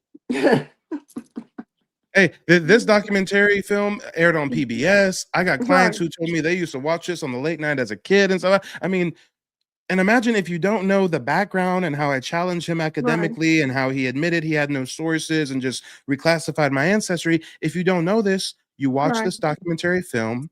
It says he's a professor at the University of Georgia. You immediately think he's an authoritative figure. His word is bond, but whole time right. you don't know what he's talking He about doesn't in know. certain circumstances. Hmm. And I'll tell you Yeah. another fact. When I first wrote my book, Mhm. Notes and Documents of Free Persons of Color, and I was writing to all the libraries all over the country, um, telling them about my book, and a lot of the libraries, got my book. They purchased it and put it in their library. Even Brown University, and all these, libraries that I thought, were pretty prestigious. And I, but when I started going to like I went, I tried to, I contacted Howard University, and that librarian told me no. She said, no, we're not purchasing that book because it's just Wow. a memoir. She said, oh, it's a memoir. And then when I'm thinking about who's, what I think is a lot of the Black people, those so-called educated Black people who did not at that time want anything to do with my books I was writing, that they are funded by these, certain foundations. They're getting a lot of money from wealthy white benefactors, and they got to toe the line. So they did not, she refused to have my book in her library, even if I gave it to her. And that's my first book, the one that has been proven that was used for you know, the information that I have was used for us to get recognition as a tribe. The Monica Indian Nation is being used to get recognition for my ancestors who were in Lancaster County, Virginia, who were who were Native American, but Mm. they did not want it. But I went to Hampton, and actually the kids that the students contacted me and wanted my book. They asked for my book. So they, Hampton, you know, purchased my book, got my book. But Howard, the librarian at the time, now that was 2004. I don't want to say they have that same mentality now, but they did not want my book. It was in the Library of Virginia. It was in, a lot of the libraries, in Virginia. It was in a lot of the colleges, the universities. But she said she didn't want that book, you know, Wow. because And I'm you talking know about what's Indians and mulattoes and all this different stuff, and they yeah. did not want it in their They don't library. want that brought up. No. Hmm. And since you mentioned that your book was used to help your tribe get recognition, I've got to Hmm. ask you, what are your thoughts on tribal recognition? Because, Hmm. you know, you can call me biased since I'm a member of a federally recognized tribe, but I've always thought that, if you could get tribal recognition, why wouldn't you want to be recognized as being a descendant of the tribe of your ancestors? And I try Right. to educate my community, especially during the one-on-one genealogy consultations I do through nativeblack.ancestry.com. I try to educate them on the fact that there's multiple levels of this. I mean, Yeah. there's folks of ours that are part of multiple tribal nations, but those tribes may not be recognized by the government at all. Or maybe Hmm. the tribes recognized by the state government, but not the federal government. Or Yeah. maybe your ancestors resisted Indian removal, didn't want to go to a reservation, so they Right. get reclassified and made Yes. victims of paper genocide. So, I tell my community all the time, getting with a genealogist such as me or such as you, we can help you Mhm. source your indigenous ancestry, but it Yes. doesn't always result in tribal citizenship because the Right. tribal citizenship process has become heavily politicized. And Yes. I'm not sure if you've seen these fringe YouTube comments. I know I get them all the time.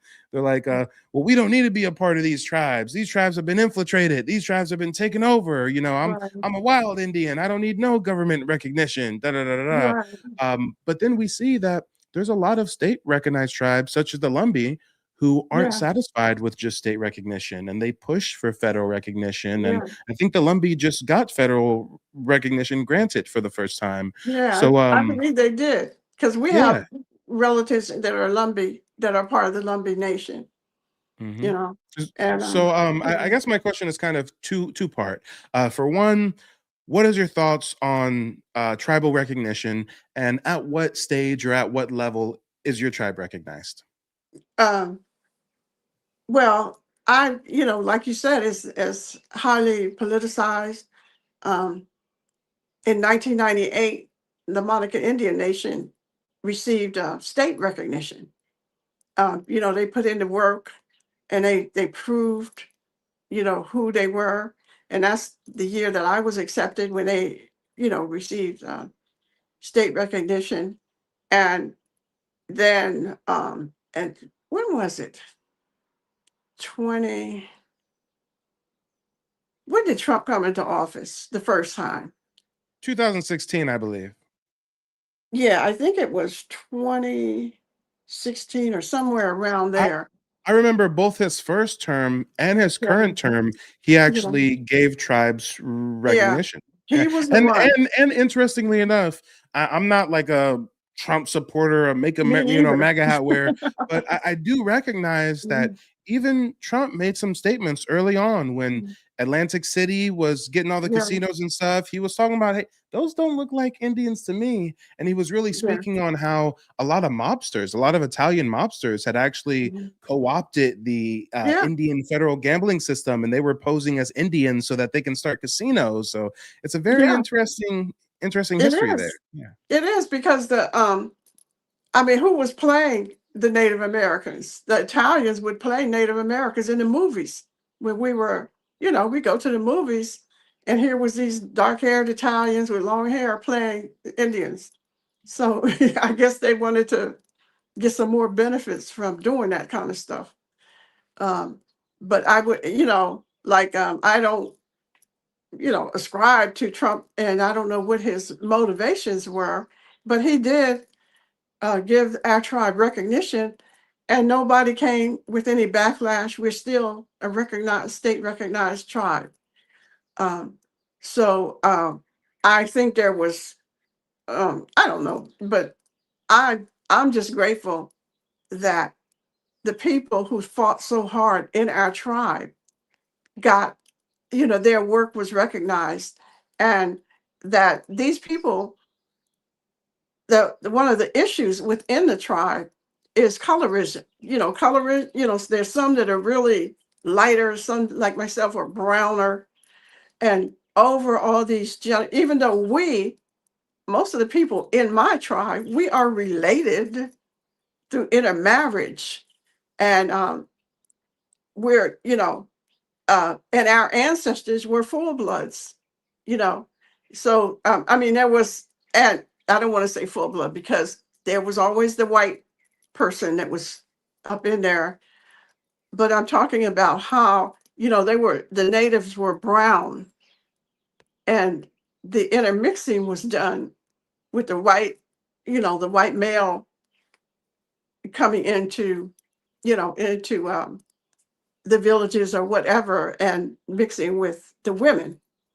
And they didn't stop that because the natives didn't stop that because they didn't see, they weren't seeing it as, oh, they're, that's a white person. Or if there was a, even an African, they didn't see things like that. That's not how they viewed, that was not their worldview. That Absolutely. worldview was sold to them by the European of the colorism. So that's what we were dealing with at, becoming federally recognized. And some of the whiter looking people did not want us, me and my brown relatives, to be members. But then come to find out, they were kicked out because it was found out that they were not native. After I mean, the people that didn't want us there were not natives themselves. So we worked it out within the tribe. So you have to, when you're becoming a member, when you're becoming a member of the tribe, you have to learn the culture. You have to know, who these people are, because you may be indigenous, but you're not accustomed to, what these tribal beliefs and stuff are, unless you're a part of the inner circle. And most of the inner circle have been, been members of the tribe. So um, since I've been a member from the beginning, um, I'm comfortable with, I know the people, I know who the chief is. I've met her and I worked with her. And no, I didn't meet her. Yes, I did. I think I met her. Anyway, but I know who these people are because we share a history. I'm able to prove that, we've gone all the way back to, this Sioux nation, which was all a part of, some of them came from Ohio, to be members, and some of them came from, we came from the South. Our people came from North Carolina, and others came from other places. So that one is good. It's working out well for us. But I think that there's some of the tribal identity doesn't want dark people. They are saying that, oh, you've been gone too long, and you don't have our customs, and you this, that, or the other. But you don't have your customs either. I've called tribes, and like I was thinking of joining the Nanny Cook who are in Delaware, and I was, running down my genealogy, and they were like, well, we ourselves don't even know who all were members of the tribes. We don't have that. We didn't have the records and the information. And I received that response from several of the tribes that I had contacted, you know. So even though, I could have, I could have helped them, but I just, um, if you don't even know and you're the chief or you're the whatever, I'm not saying that the Nanticoke don't know now, because I still have cousins that are the head of the Nanticoke, which is in Delaware. But back then, a lot of the people didn't know because they didn't have the genealogy, the records that we have now currently. So a lot of them are finding, their way back to the tribes, and they're being accepted.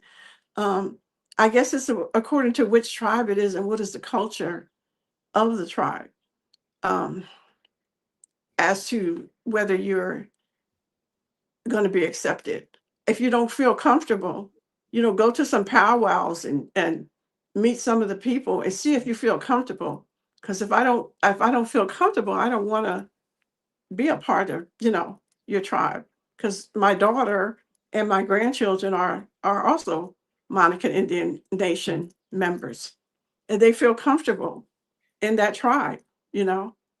So go and do some research on the tribe, see if you feel comfortable, and to get your paperwork together. And that I would say, go for it. Why not? Yeah, yeah, I feel you. I definitely share that same sentiment. I mean, I always, come from the perspective of why not? Why not Mhm. be recognized as a part of the same tribe that your ancestors were a Mhm. part of, right? Yeah. Um, and and I'm a little bit different in your approach, in the sense that, I know you spoke to really researching the tribe, seeing if you feel comfortable with the tribe. Um, in my case, I'm a member of the Muskogee Creek Nation, right? And I really don't agree with a lot of things going on with my Right. tribe. I don't agree with the Yeah. leadership. I don't agree with how they're still trying to discriminate against people who were wrongfully Mhm. reclassified as freedmen within the Right. tribe. Just like how, as a U.S. citizen, I don't agree Mhm. with our president, or how our policy That's is right. going, right? But in that same vein, I'm still an American citizen because that is my Mhm. birthright, and Yeah. I'm a citizen of the Muskogee Creek Nation because Right. that is my birthright. And Right. I really don't give a damn Mhm. how anybody who was born and raised on the Yeah. res feels about this guy now being a member. Da da da da. Right. It doesn't Right. affect me at all. I'm not trying to go out to the events. I'm not trying to go schmooze with these people who I Right. view as foreigners. Because, if you look into the history of Indian territory, and when they turned it into the state of Oklahoma, there was a lot of fraudulent stuff going on with the Dawes roll. That's where Right. we get the adage of the $5 Indian. Like, That's European right. settlers literally paid white federal Dawes agents $5, which is about $165 in today's currency, to Yeah. fraudulently get listed on these tribal rolls. Or they Yeah. would marry an Indian, or they would just get Mhm. adopted by an indigenous nation. So there's a Right. lot of people who are tribal members of mine that I know are frauds, Yes. perpetuating one of the Yeah. biggest genealogical crimes on humanity. But does Yeah. that keep me from being recognized as a Muskogee Creek Indian? Not at Right. all. And I Yeah. try to explain that nuance because I think we really need a balance of your approach and my approach, because I see a lot of people hit me up and they're like, "Well, Mike, like, I heard my family's Choctaw, but like if I do the research and we're Choctaw, like I'm afraid like I won't get accepted, or da da da da Mhm. da." And I know that certain tribes have very stringent citizenship requirements, Yeah. but a lot of tribes really just need you to prove that you are a lineal descendant of a That's member of right. that tribe. When I went and Yeah. sent in my application and paid the little fee and stuff, they didn't look at a photo of me and say, you're too dark. We're not going to make you a Right. member. They said, oh, this is your ancestor. They're recognized as this. Okay, you now have Mhm. tribal Yeah. citizenship. So, a lot of folks are deterred from even seeking tribal citizenship because you have folks trying to call us pretendians or convince us that we Right. really don't have indigenous roots, or we even hear the plains natives on the reservations saying that they're the real indigenous people and we're just some African slaves. So, you Right. know, I always try to say, you got to look where they don't want you to look. So if everybody's Yes. hell bent on trying to convince you that you're exclusively African, not even that, but exclusively a descendant of an African slave, then the truth must be damn Mhm. near opposite of that. And just like you Right. said yourself, you found all these indigenous ancestors and you found Mhm. one African ancestor, Right. and you still identify as Afro-Indigenous, you still Mhm. honor and uphold your African roots, just like most of Right. us when we were under the spirit of pan-Africanism, and we just didn't Right. even question the narrative. And oh, they said we're African. Okay, we're wearing ankhs and daishikis, and we're looking up Right. Nile Valley civilization. So Afros. yeah. So for those who try to tell us that we're just ashamed to be African, that can't be true. Because That's a lie. when we followed that narrative, we were Africans and we were proud. But one day we woke up and said, you know what? Grandma did say we're native. Wait Yeah. a minute. I did come home one day from school and say, hey, today I learned we're African. And Grandpa said, no, we're Cherokee. No, we're Blackfoot. No, we're Right. Chickasaw. No, we're Natchez. So it's like, you know, I don't get why a lot of people believe that in the Eastern Hemisphere, the original people were richly melanated, Right. and there's a wide range of phenotype from the lightest of light to the darkest of dark. But when we talk about the Western Hemisphere, they want us to think there was no dark skinned people here. There's no Right. range in phenotype. You got to look Yeah. like an Asiatic Plains native, or you're not an American Indian. And as Yeah. you so eloquently pointed out, a lot of these movies, these cowboy and Indian shows, would literally cast Italian actors to Yeah. play Native Americans. Yes. One of the most famous pretendians of all time is known as Iron Eyes Cody. He was the one Right. in that commercial, crying Indian commercial, talking about Right. pollution and save the environment. And it wasn't until he passed that his own sister called him out and was like, yo, we're not Native Americans, we're Italian. He did all that just to have a career in Hollywood. Right. Wow. Mm. Mhm. Yeah, they said that the same thing about Buffy St. Marie. Yep, Buffy St. Marie. If I just Google the term pretendian, we She see a gonna bunch of come up. people pop up and they don't look like us. Right. Historically speaking, pretendians have never been Black people. They have been Europeans pretending to be American Indians. Yes. And they don't question them. If I go and Mm-mm. say that I have to take my ID and show it to these people, but they won't just accept it as me if I say it. But if I'm a white person and I say it, they'd be like, "Oh yeah, go Yeah. ahead. You don't need no ID." Elizabeth Warren gets to get up and say she's Native American. No one bats an eye. It's another dude in Congress right now. He keeps running around talking about he's Native American. He's Native American. Turns out he descends from European settlers who like had a baby with some Indian woman. Does he have indigenous roots on the side of the family? Yes, but he just totally doesn't speak on the European ancestry. It's just I'm Native American now. Right. So, these Europeans get to have the smallest amount of American Indian ancestry and become the face of the tribe, the spokesperson of the Yes. tribe. But let us talk about our indigenous roots, and there's a Yeah. problem there. It's a There's an big issue. problem. Yeah. And they Mhm. I but they are the ones who will come up and say, "What are you?" You know, Yeah. they will say that. "What are you?" Because you know, I don't know what to say. Why are you asking me that stupid question? As Mhm. if I don't, because of the way that I was received when I started doing my genealogy in the African American community and in the Native community. You know, I keep myself, uh, you know, I keep my beliefs. I'm sharing them in my books and stuff like that. But there's a Black history museum in Richmond, and I wanted to do a reading of my book, and they told me no, they would not let me read my book. I'm thinking because somebody's funding you, and they're giving you the parameters. It's probably some white person. You sitting here calling yourself Black. My ancestors were from Virginia. We're in the Revolutionary War out of Virginia. Were free persons. They call them free persons of color out of Virginia. But because I'm saying they're indigenous, they're native, you don't want me reading my book in this in the Black History Museum. So they in Richmond, they didn't want me to, they told me I could not. The Library of Virginia has some sister telling me, no, you're not welcome to come here and read your book. I had book readings at Central Rappahannock Library, and I have a um, entire video. The C-SPAN came and videotaped my book reading that I had of notes and documents of free persons of color. They came and did it. So I was, I'm kind of, ambivalent about um, people, because of the way I was treated by, of course, by the native, not all of the native people, but some of them. Um, and by the way I was treated by the so-called educated African Americans, like, Gates.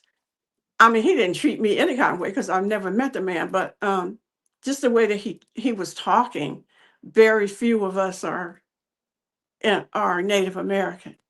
And you're referring to Henry Louis Gates Jr., Henry right? Louis Gates, yeah, Okay, so perfect example. I yeah, would think of him as the modern representation of the mm, Boule. These are that's people it, who, more often than not, they have American Indian roots as well. Just like yeah, Jesse Jackson had American Indian roots, but he's calling us yeah, all African Americans, right?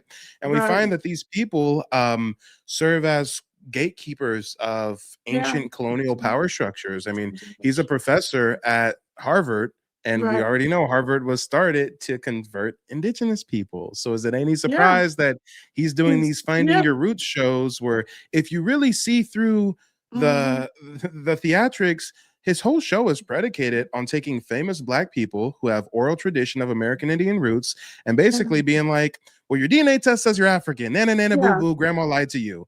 And it's just And so weird and look who's funding distasteful. him. Look Yeah. look at who's funding him, because they always roll who his funders are. And you Mhm. know why he's doing that. And I remember when there was an African man who had this series on Africa, like he went to Egypt and all these different places. And Henry Louis Gates, he was talking about the African civilizations, but when Henry Louis Gates was doing it, he had a kind of a different attitude about, he always would say something negative in my mind about the Africans people that, when he was doing his series on Africa, um going to Africa, Egypt, and he went to Timbuktu and was, you know kind of downplaying all the books and the culture that existed there, um and he will not say that the Europeans did anything wrong. He's almost making it as if everything that's going on, in my mind, he was doing that. And it had less to do with the Europeans than just the Africans themselves, you know. So yeah, so I wasn't really like um surprised, because I've been, like listening to him say that very few of us were indigenous, and he's the Harvard man. He's the one that's getting all that good money from all these different foundations to toe the line. That's a gatekeeper. That's a gatekeeper. And there's a lot of us out there who are gatekeepers, and they don't want Absolutely. nothing to do with my books. Yeah, yeah, no. If your books Mhm. were exclusively linking Black Indians to an African origin, oh, Yeah, they'd all buy your books up. yes, Oh they yeah, will. they'd have you out to do speaking engagements, the work. But the fact Yeah. that you're coming from the notion that's much more historically nuanced, that we're like, hey, Mhm. there's some Africans who came over and mixed with indigenous population. That did happen. They Yes. ran away, they went into the Everglades, the swamps, formed maroon societies, even in the Caribbean. I found Yeah. Spanish colonial records that said that the negros de terras, the native Mhm. blacks, teach the Africans rebellion, and they show them how to make their way into the mountains.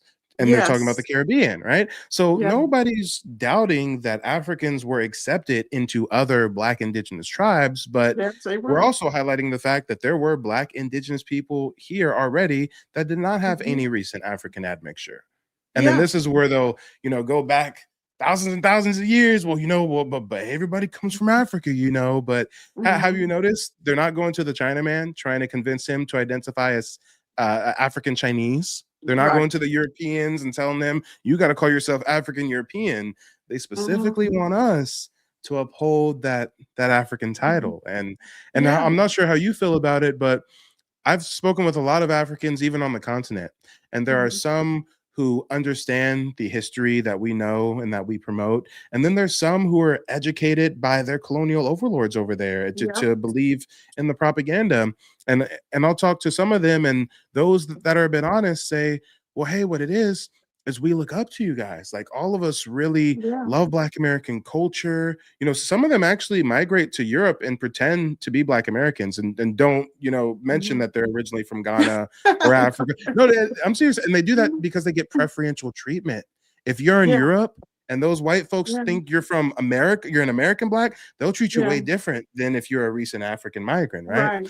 So it's this thing where we've kind of become like the global, like, Standard. not necessarily elites, but like our culture Right. is just exported globally and everybody wants a piece of it. And when you talk Right. about this diaspora, we're supposed to be like the face of it, but then when some of us do our genealogy and find that we're actually not part of that diaspora, or we're a part Yeah. of a different segment, it's like a lot of resistance. Right. I've resistance. never told an African, like if I tell an African that I'm indigenous, they accept it. They're like, yeah, they accept it. They do not say, oh, you don't want to be African. They're not, they have a totally different attitude, a more worldly attitude than the people here, than our own people who are here in the Americas.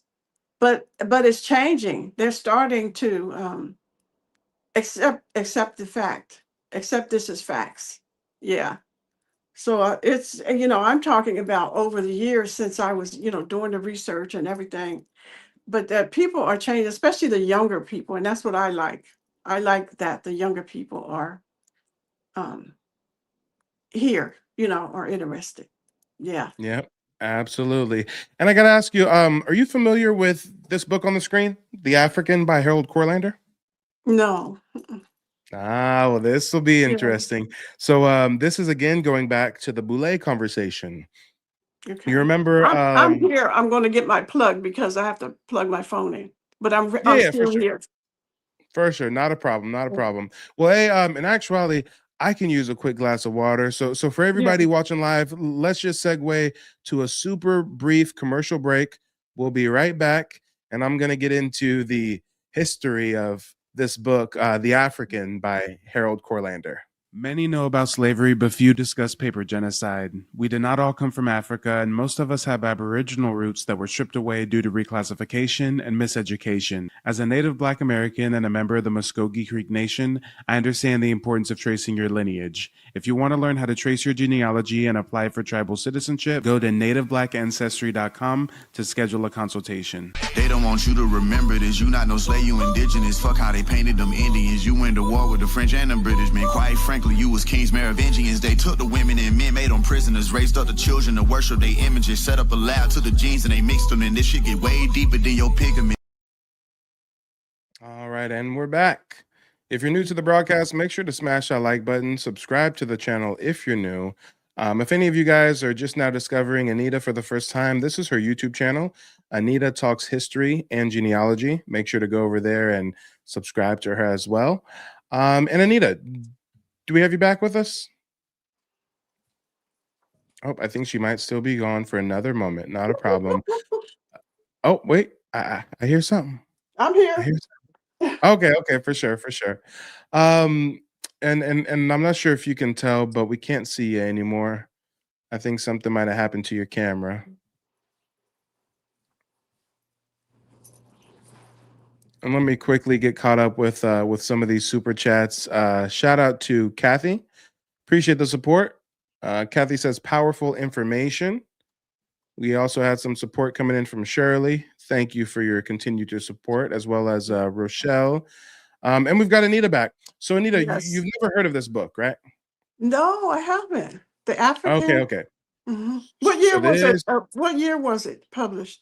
Let me think. Actually, I don't know the exact year. I'm gonna look it up real quick.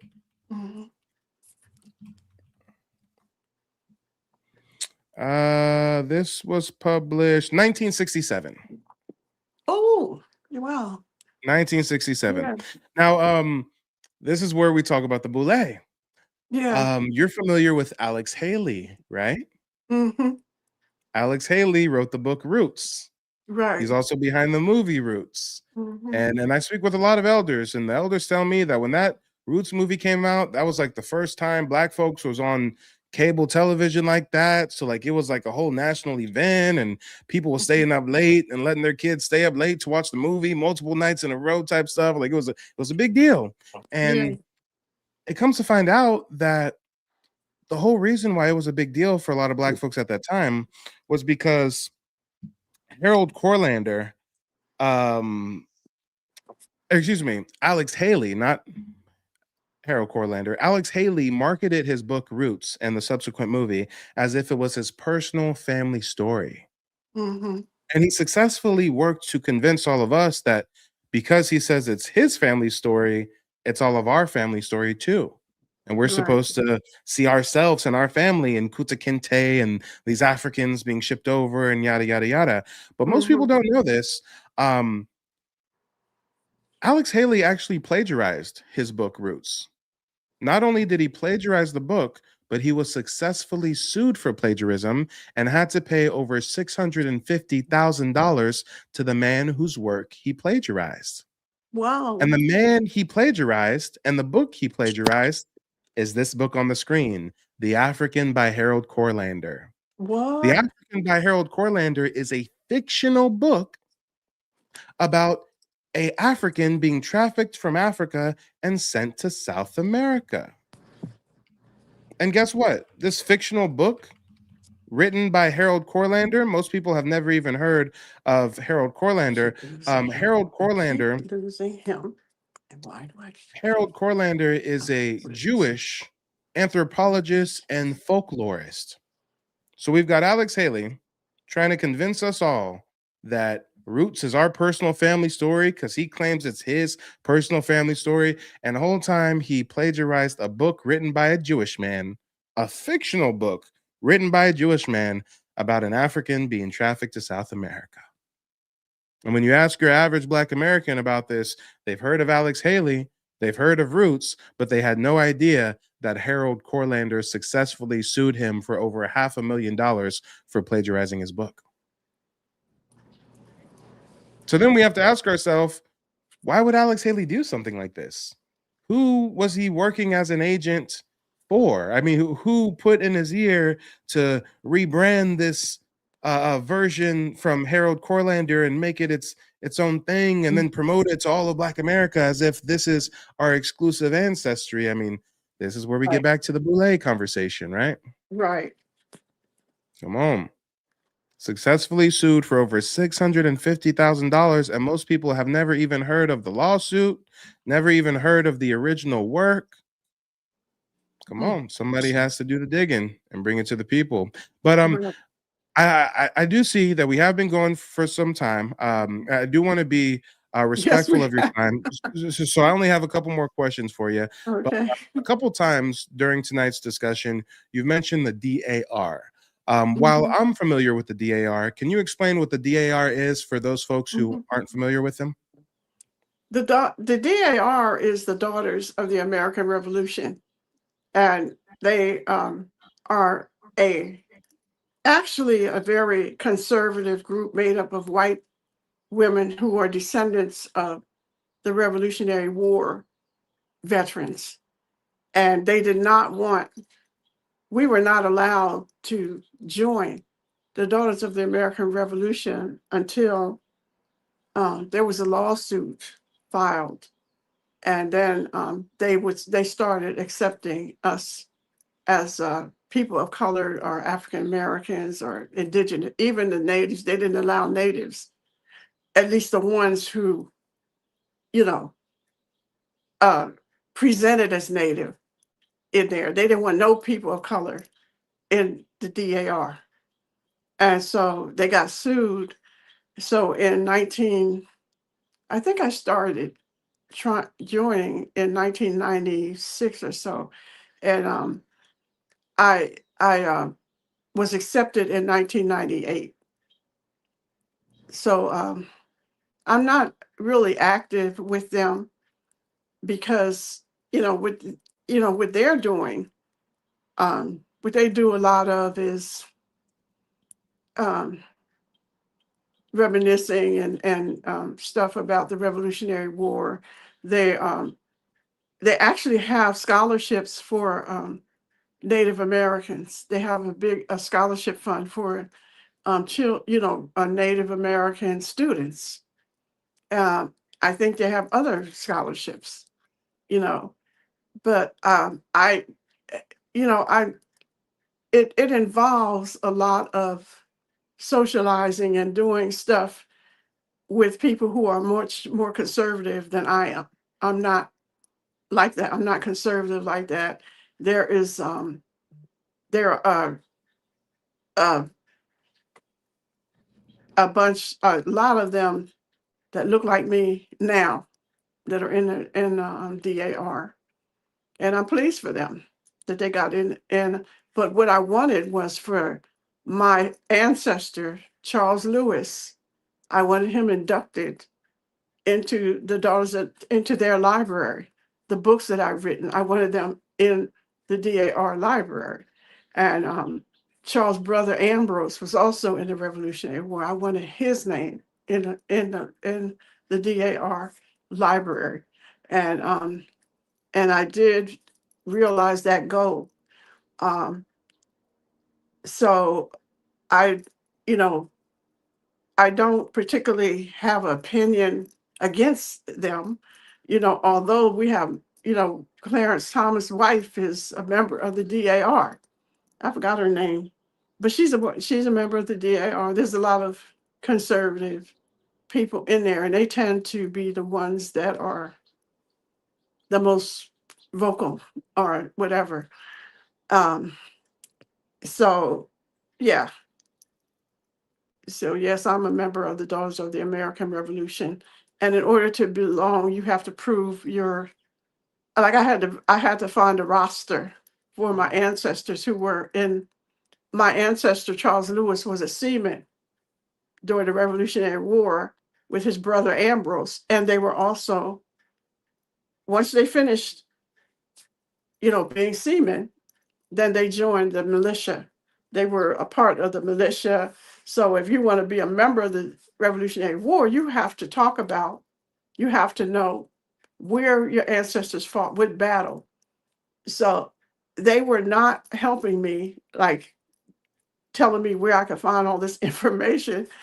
But I went to the College of William and Mary and went in their Schwem library. There's a library there with a list of the rosters, but it's under their colonel or their leader's name. So you have to look up um, what state that if you think they were in the Revolutionary War, you have to look up what state and then find out who they were under, who were they under, Captain so and so or Colonel so and so, and you go find the roster for that unit, and then you know, like I had to trace the genealogy from my ancestor who was in the Revolutionary War back to me successfully. And I did that and I was accepted in 1998. So you know, they still, once you join, you're just a member forever. I'm just not a very active member, but I'm still a member. And plus a lot of us are coming in to the DAR. A lot of us are joining, and I'm starting to see um, more people of color. I'm calling them people of color because I see, we intermix and we intermarry and stuff like that. So I'm seeing more colorful people in the DAR than when I was first accepted. Hmm. Nice. Yeah, no, I thank you for sharing that history. Through the genealogy research that I've done for clients, that's how I first discovered the DAR. And when I was even doing my own family's history, I found that I have more recent relatives who are members of the SAR, which is basically like the Yes. brother organization, if you will, to the DAR, the Sons of the Yeah. American Revolution. And although I've been kind of dragging my feet on formally applying to be a member of the Sons of the American Revolution myself. That's definitely a goal of mine, and kind of similar to the tribal citizenship application process. You have to Yes. prove that you're a lineal descendant of someone who fought in the Revolutionary War. Right. So, And you can bring other people in, like I can bring people in as members of the DAR. So that's how we bring our, our relatives in. We bring our, other people who are like, people contact me and they want to know how they can, join the DAR. And I share that information with them. I have no problem with people wanting, to join the DAR. Very nice. Very Mhm. nice. Well, hey, I know we got to wrap up here shortly. I just have two more Mhm. questions for you. Mhm. First question, do you think that we can reverse the effects of paper genocide and racial reclassification? And if that is a possibility, how do you Mhm. think that we can go about it? Um, I I think that we have to stop them from blocking our children from learning that, the next generation from learning that truth, because they're going out of their way to make sure that that truth is not told. So we can tell that truth, you know, by teaching. You don't have to be in a college uh, setting, or either even in a public school setting. You can set up a class and teach young people on your own. You know, I I learned um, I learned how to do research by going to the little church that we went to, the Church of God in Christ. Because we always had to read Bible verses, and I could not. Woo, I was like, I do not like this. These little words, they don't mean nothing, and this, that, and the other. But that's really where I learned. We learned how to read. We had to read and recite those verses. Um, and we had a black Jesus. We didn't have no white Jesus in the Church of God in Christ. Um, so everything that was going on, I was learning that in the church. I knew how to read when I got to school, because we learned that in church. We were taught to read at home. My dad had a library, and we could, pick up a book and read and learn about other people. And, um, or we could read about Br'er Rabbit, or we could read, about all these wonderful, stories that they were telling. Um, so I think that we may have to teach our own, each one teach one, and not wait for them, because they're not going to put it into school. But we as I have a great great grandfather who was, he was indigenous. He's the one that I connect to, the Monica Indian Nation. But he left Virginia, fled Virginia prior to the Civil War, and he set up a Sabbath school in um, in Burlington, New Jersey. So he was there, and his son was in. My great uncle was in the Civil War, and he would bring people up to where my ancestor was, because he was a Baptist minister, and they were attending his Sabbath school. They were teaching the slaves how to read. They were teaching the slaves how to count their money, and they were telling them they can't enslave you. They can't enslave an intelligent man. That's why they were after children most of the time. They did not want someone that already had a mind of their own, that already knew their worth. They wanted somebody they could break. So he was teaching them. He had a Sabbath school, just like the AME church. They had their own schools. So that's what we need to do. We need to stop waiting for them to teach our children their history, and we need to do it ourselves. That's my view. Absolutely. I couldn't agree more.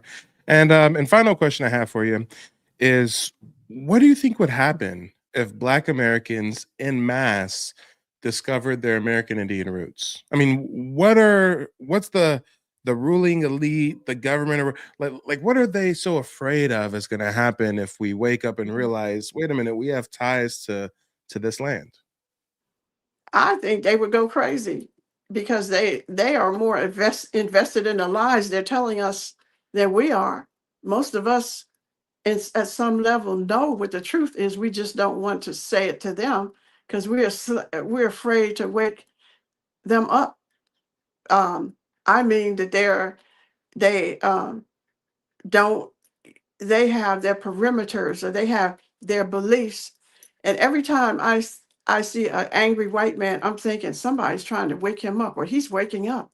And when he wakes up and realizes that um, he's been lied to by his own government, this government that they claim belongs to them. They've been lying to them. They've been playing games on you. They're keeping you stupid. They get angry. So they want to shut us up. So it's easier to shut us up than it is for them to shut up this government that's lying to them and manipulating them. They're, I'm not saying all, because there are some white folk out there that want to know the truth. I'm just saying that there's a group of them that don't want us to speak truth. They don't want us to say it. They don't want to know that we know the truth because they themselves don't even really know the truth. They don't want us to know more than they know, and they get really paranoid and crazy about it. I don't really want to talk too much about what's in their minds because you go down that rabbit hole and whew, Lord have mercy. Be like Trump. You see how crazy DJT is? That's the way that most of these are. They know they've been lied to by their own government. Trump, I believe, and I may be wrong, but DJT acts like he hates the government. He's up there destroying the government because he's beginning to realize they've been lying to him too. I feel you. Well, hey, again, I want to thank you so much for your time, for sharing your wisdom with us all. And again, remind the folks where they can find you on YouTube and where they can pick up a copy of one of your books. Yes, you can. My books are available on Amazon.com. Just look up, do a Google search, Anita Wills, author, and it'll show you where my books are. And so my YouTube channel is Anita Talks History and Genealogy at We Know Better 622. But if you just say Anita Talks History and Genealogy YouTube, it'll come up. Yeah. Perfect. So Perfect. Well, again, I thank you so much for your time and for working to preserve this history. And we'd love to have you back on the channel sometime. Yeah, and I'm so grateful to see our young men. Everybody's young to me, but I'm so grateful to see that our young men are doing the history, doing the work, and bringing it to the people because we need more of that. And I truly appreciate you having me on. Thank you. Yeah, it was my pleasure. We'll talk to you guys later. Thanks everyone for tuning in. They don't want you to remember this. You not no slave, you indigenous. Fuck how they painted them Indians. You went to war with the French and the British men. Quite frankly, you was kings Merovingians. They took the women and men, made them prisoners, raised up the children to worship their images, set up a lab to the genes and they mixed them in. This shit get way deeper than your pigment.